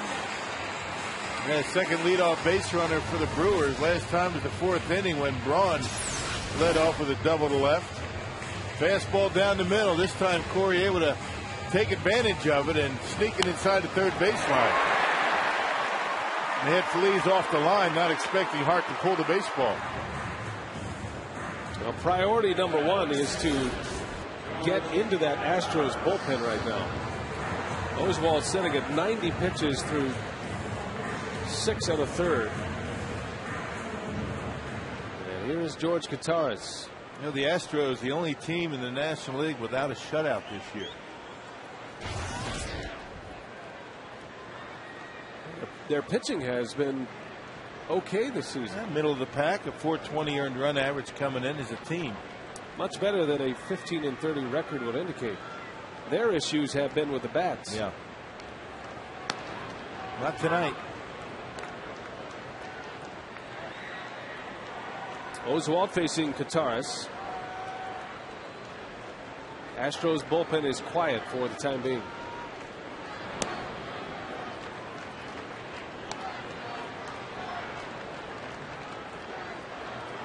Kataris is 0 for 2. Oswalt struck him out with 2 on in the 4th. That was part of that 3 straight strikeout into the inning as Kataris lines one to left to Michaels. 2 outs.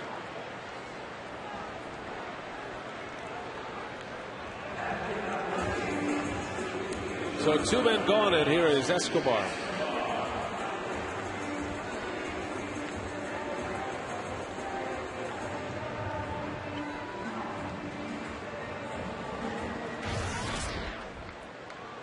This 15-30 record is kind of a celebrity number in Houston. In 2005, the Astros went to the World Series. Matter of fact, Roy Oswalt was the NLCS MVP. He pitched in Game 6. Remember the Pujols home run on Brad Lidge? I do. That was Game 5. Oswalt came back and pitched in Game 6 and beat the Cardinals. But the Astros were 15-30 that year to start the season. And an amazing summer in Houston as they came from 15 games under 500 to play their way to the postseason and then all the way to the World Series. They were eventually swept by the White Sox. They had Ozzie Guillen that year. So I think both teams here tonight can, go back to that start by the Astros in their World Series year and have some hope that things can turn around.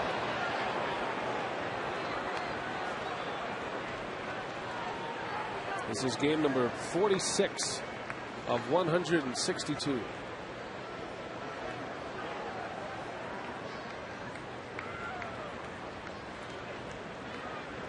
Brad Mills, first-year skipper in Houston.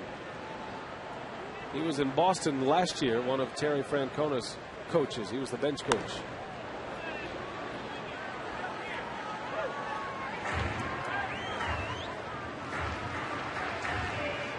Very well-respected baseball man, Brad Mills. And it took him a while to get his first win this year. A dreadful start for the Astros. 0-8.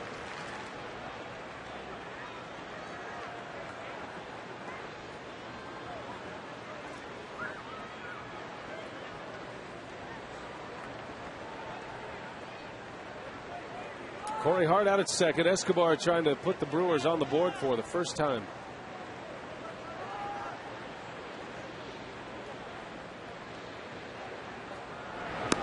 And down goes Escobar. Oswalt, impressive. 8 strikeouts now through 7.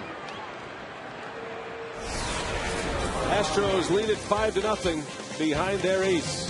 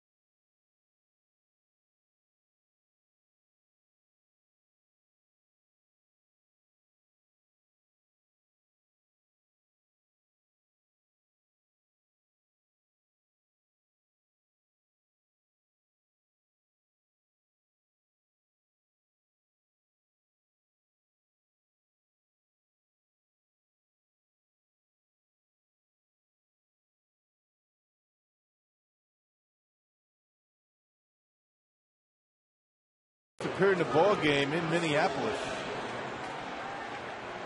He pitched 3 2/3 innings, gave up 5 runs on 6 base hits, and that rough start for Dave Bush. Overall numbers for Supine as Craig Counsell takes over at shortstop in the double switch.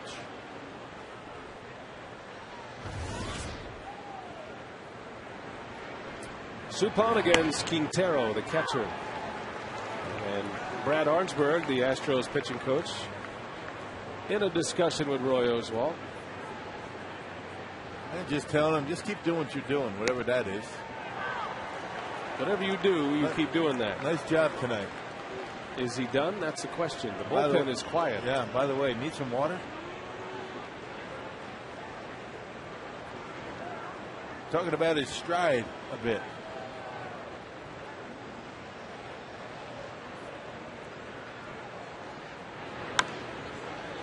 Little bouncer to fielder on a pepper swing from Quintero. 1 gone.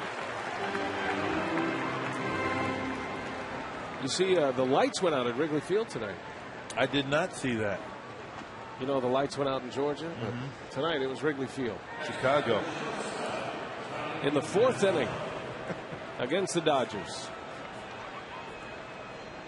They got him fired right back up, though, Rock. An 18-minute delay. That was it. They were right in the middle of a count. I've actually had that happen before. There's a bouncer and a base hit. Manzella with his second hit. You've had that happen when? I was catching in a college game once. That's right. I remember that story. We're playing Rice.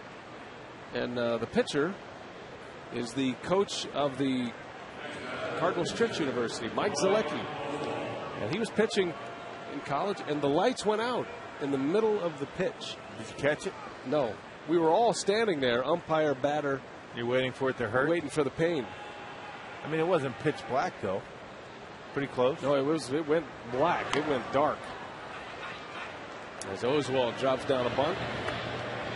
And 2 outs in the inning. The batter was of note. Now, Mike Zalecki went on. He got drafted. He ended up playing as high as Double-A. Now he's here in Milwaukee. Still a good buddy. I didn't amount to anything. And then the batter was Bertie Manuel, an NFL wide receiver. There you go, yeah. He was a position player for the Rice Owls, same college as Lance Berkman. Won a national championship a few years ago. And I remember it because Emmanuel was going to be a pretty high draft pick in the NFL. And here he is playing in a baseball game against some scrubs like us, and the lights go out. Could have cost him a career. Yeah, I've never had that happen, actually. It's a sick feeling. Lights going out? No. Had sprinklers go on. That really does happen, huh? Not just in Bull Durham. Right. It does happen. That in the low minor leagues, Yeah. You see the altercation between the squirrel and the shortstop at Target Field in Minneapolis? Jason Bartlett got into it with Rocky the Squirrel. Who won? Excuse me, Brendan Harris, not Jason Bartlett. Brendan Harris of the Twins. I didn't see that. I think it was a duel. It's a scratch. Bourne, a bouncer to second. Weeks has to hurry, and they just do get Michael Bourne. Inning is over. Good inning for Suppan.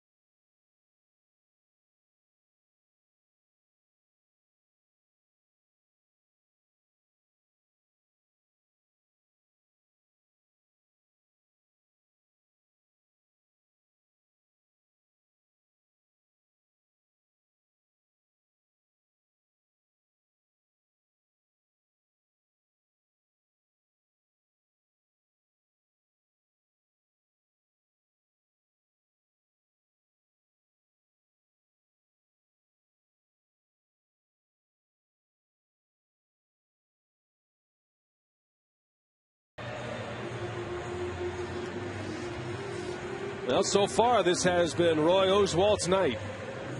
7 shutout innings against the Brewers with 8 strikeouts. He has given up just 4 hits. Interestingly enough, 3 of the 4 hits doubles. Braun with 2 doubles and Hart with a double to left in the 7th. But that's been about it for Milwaukee as Craig Counsell leads off. Counsell came into the game on a double switch. The team without a shutout this year, the Houston Astros, sitting on 1 here in the 8th.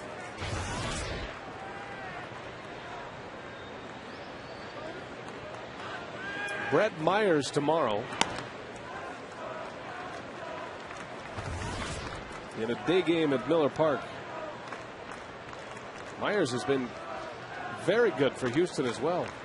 That's why yesterday's win was so important for the Crew, facing the top two pitchers for the Astros. Brandon Lyon, normally the setup man here in Houston, he gets loose. And Sombrero Man is back. Rally hats are on. Can't blame him. Count 2, little lazy fly ball to shallow center. Bourne runs it down for out number 1. Roy Oswalt has been signature Roy Oswalt tonight. Yeah, scattering 4 base hits. The Brewers have not been able to put back-to-back hits together. Multi-hit inning all night long. All the strikeouts for Oswalt have come after the 3rd inning. And the Brewers really haven't been able to figure him out. I mean, mixing his pitches well, the changeup, the slider. Hadn't thrown too many of those lazy curveballs, and the fastball's been down around the knees all night long.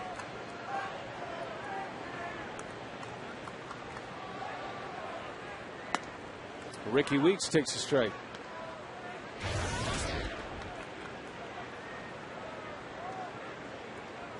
Oswalt has had an impressive career.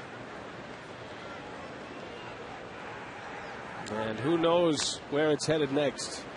This start tonight significant for a number of reasons for the Astros and their star pitcher. There are a ton of scouts in the ballpark tonight. Once it became public after his last start, when Oswalt confirmed that he had requested a trade through his agent, the wheels were put in motion.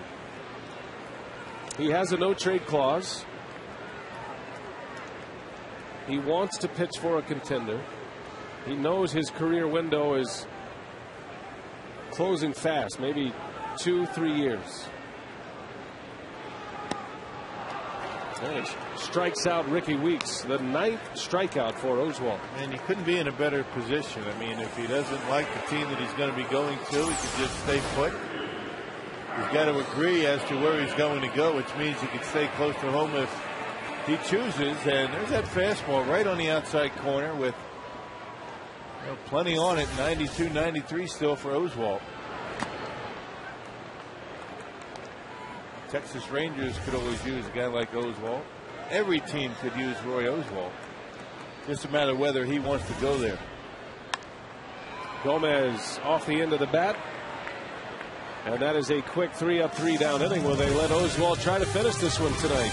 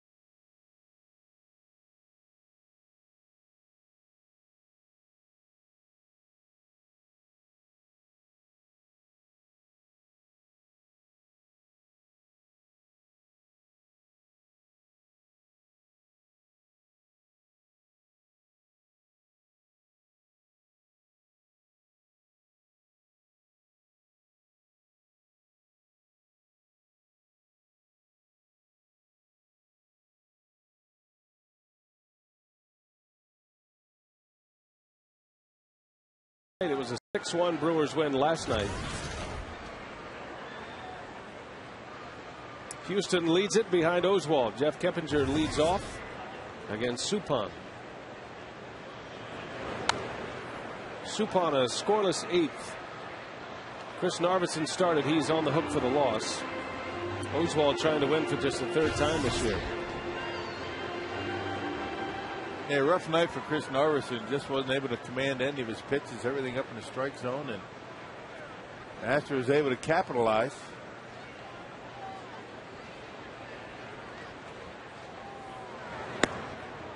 That game at Wrigley resumed after the lights went out, and the Dodgers are leading the Cubs 7-3.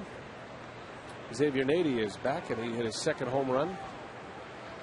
Rockies shutting out Arizona 6-0. Guess who's on the mound tonight for Colorado? Ubaldo Jimenez. Jimenez 7 shutout innings tonight, Rock.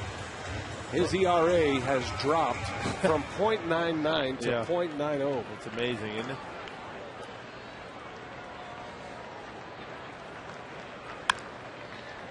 Bouncing ball out to Counsell at short. And 1 out for Suppan in the 9th. That's amazing when the reports on Jimenez. I mean, he continues to throw hard, 96, 97, 98 at times. I mean, he's been doing that consistently.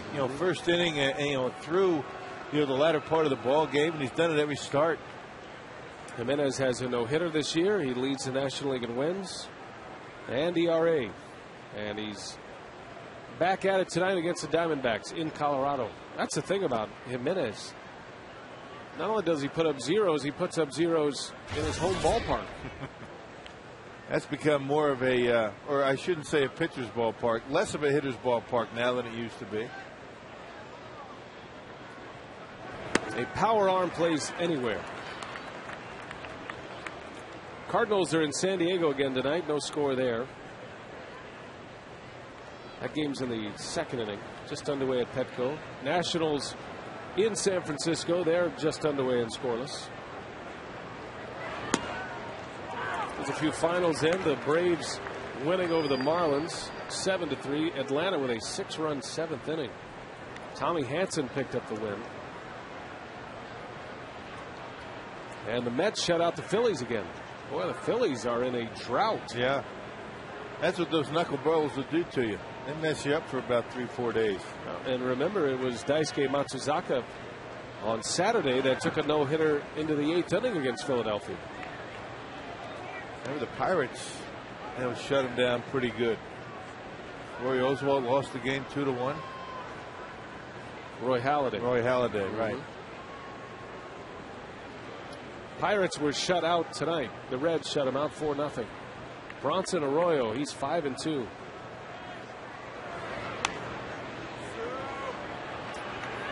Ricky Weeks makes the call, and he's got it for out number 2. I'll tell you who the hottest team right now in baseball is: the Boston Red Sox. They beat the Rays again tonight.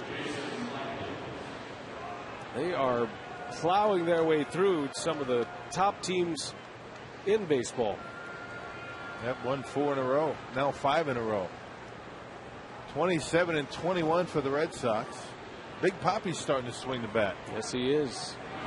John Lackey got the win tonight. He beat Matt Garza. Beltre homered. Matter of fact, Beltre hit a couple of home runs for Boston. Big Poppy hit his 10th. David Ortiz.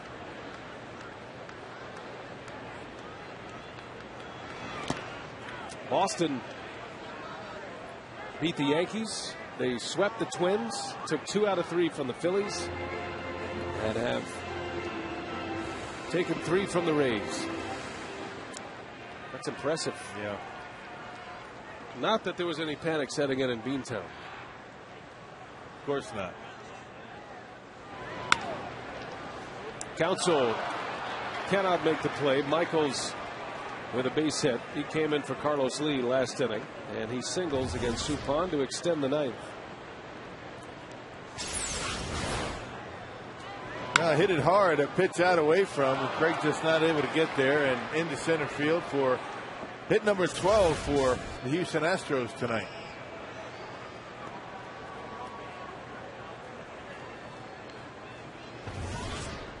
So here's Berkman. with a 3-hit game, has not been retired tonight. 3 hits and a walk.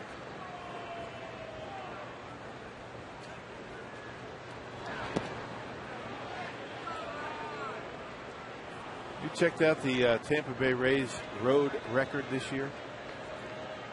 19-5. It's unbelievable. That's incredible. The first team to 30 wins in the big leagues, Tampa Bay. Home record 13-10 for Tampa. It's getting close. The moon? Tomorrow. Oh, tomorrow's the full moon day.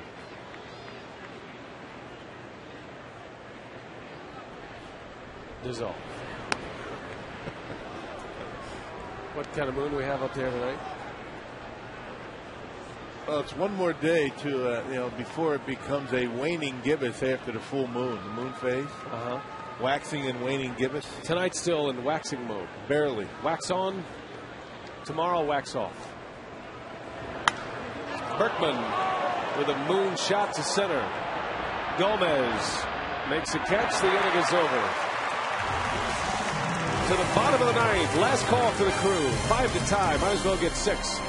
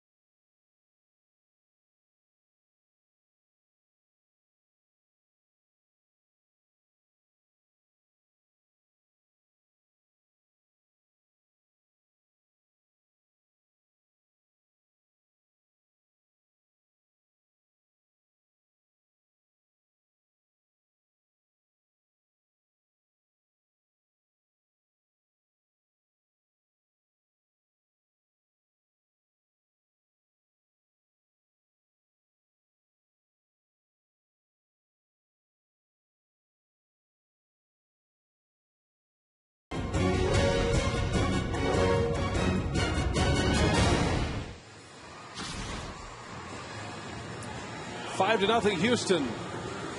And the Brewers headed to the bottom of the 9th there. The last call here tonight. Crowd of 30,151. It has trimmed down since. Brandon Lyon is in. Roy Oswalt is out, thankfully. 8 shutout innings for Oswalt with 9 strikeouts tonight. Yeah, tremendous job by Oswalt. Only 109 pitches. All the strikeouts came after the 3rd inning. And for a team that has yet to pitch a shutout this year, the only team in the National League, they're 3 outs away. Incredible job by Oswalt again tonight. Now 10 consecutive quality starts. Braun sends one high in the air to right center. This will stay in the ballpark as Bourne runs it down. You have not been a big follower of the quality starts, but in this case, well, it means they tell a story with Oswalt with this Astros offense. Well, absolutely. I mean, he goes minimum 6 innings, and a lot of those quality starts have gone 7 innings. Tonight, 8 innings. So, when you start getting past that 6 innings and 3 earned runs, I mean, you're in the 6, 7 innings and 2 earned runs or 1 earned run. I mean, that is a quality start. It's a statistics that's used a lot, so you have to give it some respect. You got to pick your spots. Yeah. You've used it very well tonight, Rob. Oswalt matching a season high for strikeouts tonight.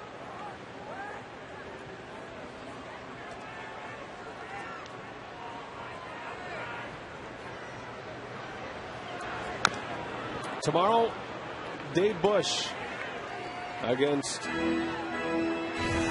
right-hander Brett Myers, coming over from the Phillies to the Astros this offseason. Myers is 3-3, but a 3.25 ERA. Like Oswalt, he has been pitching well.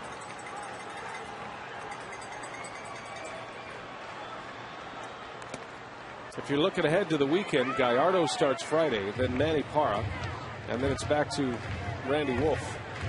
How about Friday's matchup? Gallardo against Johan Santana. A rematch from April of '09.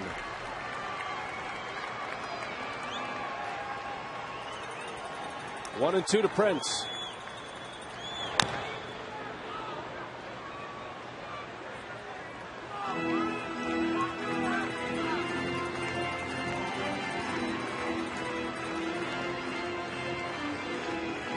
Brandon Lyon typically sets up for Matt Lindstrom, who is closing games for the Astros now and closing games very well. He got 10 saves. Fielder pops it up right up the pipe. Quintero never saw it. Now he's got it. And he makes a catch. That was up there long enough for him to lose it and still find it. Might have taken a shot from Fielder on the backswing. Yeah, I mean, that's why he was a little bit slow getting around on the backswing. Got him right in the side of the face. Able to catch that pop-up without taking his mask off. Bingo, now catch a pop-up. Probably had 3 baseballs coming down at him after that. Catch the one in the middle, right? Blow to the head, yeah. Remember, it was Quintero who was in that violent collision at home plate with Mike Cameron last year. Knocked him out, put him on the disabled list. There's a base hit. McGee sneaks one inside the bag. Casey will settle for a single. His first hit of the night. Now on a pretty good pitch, too. Breaking ball that was off the outside corner, and Casey able to reach out and sneak it inside that first baseline. Casey's first hit of the night. So McGee is 1 for 4, and here is Hart, who doubled against Oswalt in the 7th. He's 1 for 3.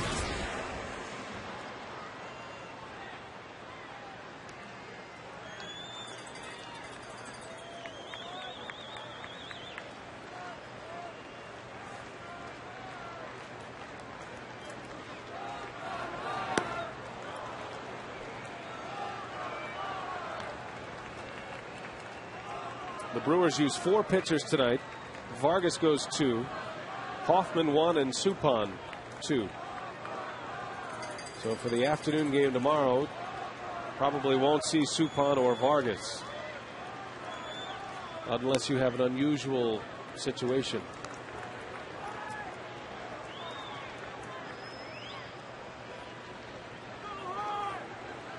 Well, it has been a long wait for Dave Bush to finally get back on the mound. More an eternity. Went a third of an inning in his last start, and he is anxious to redeem himself. Snap throw to first. McGee is just back.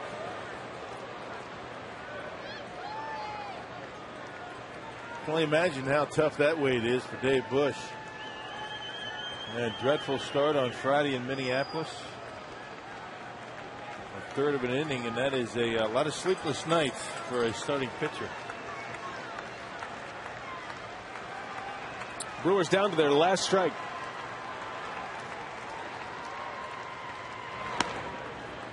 Two and two on Hart.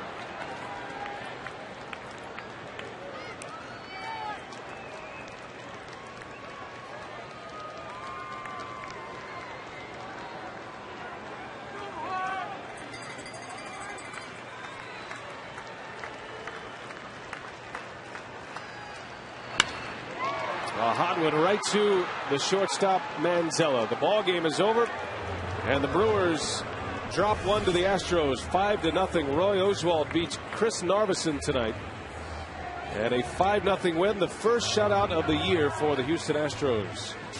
That'll do it for us tonight from Miller Park. A 5-0 final behind Oswalt sets the stage for tomorrow's finale of the series. Brewers baseball returns to Fox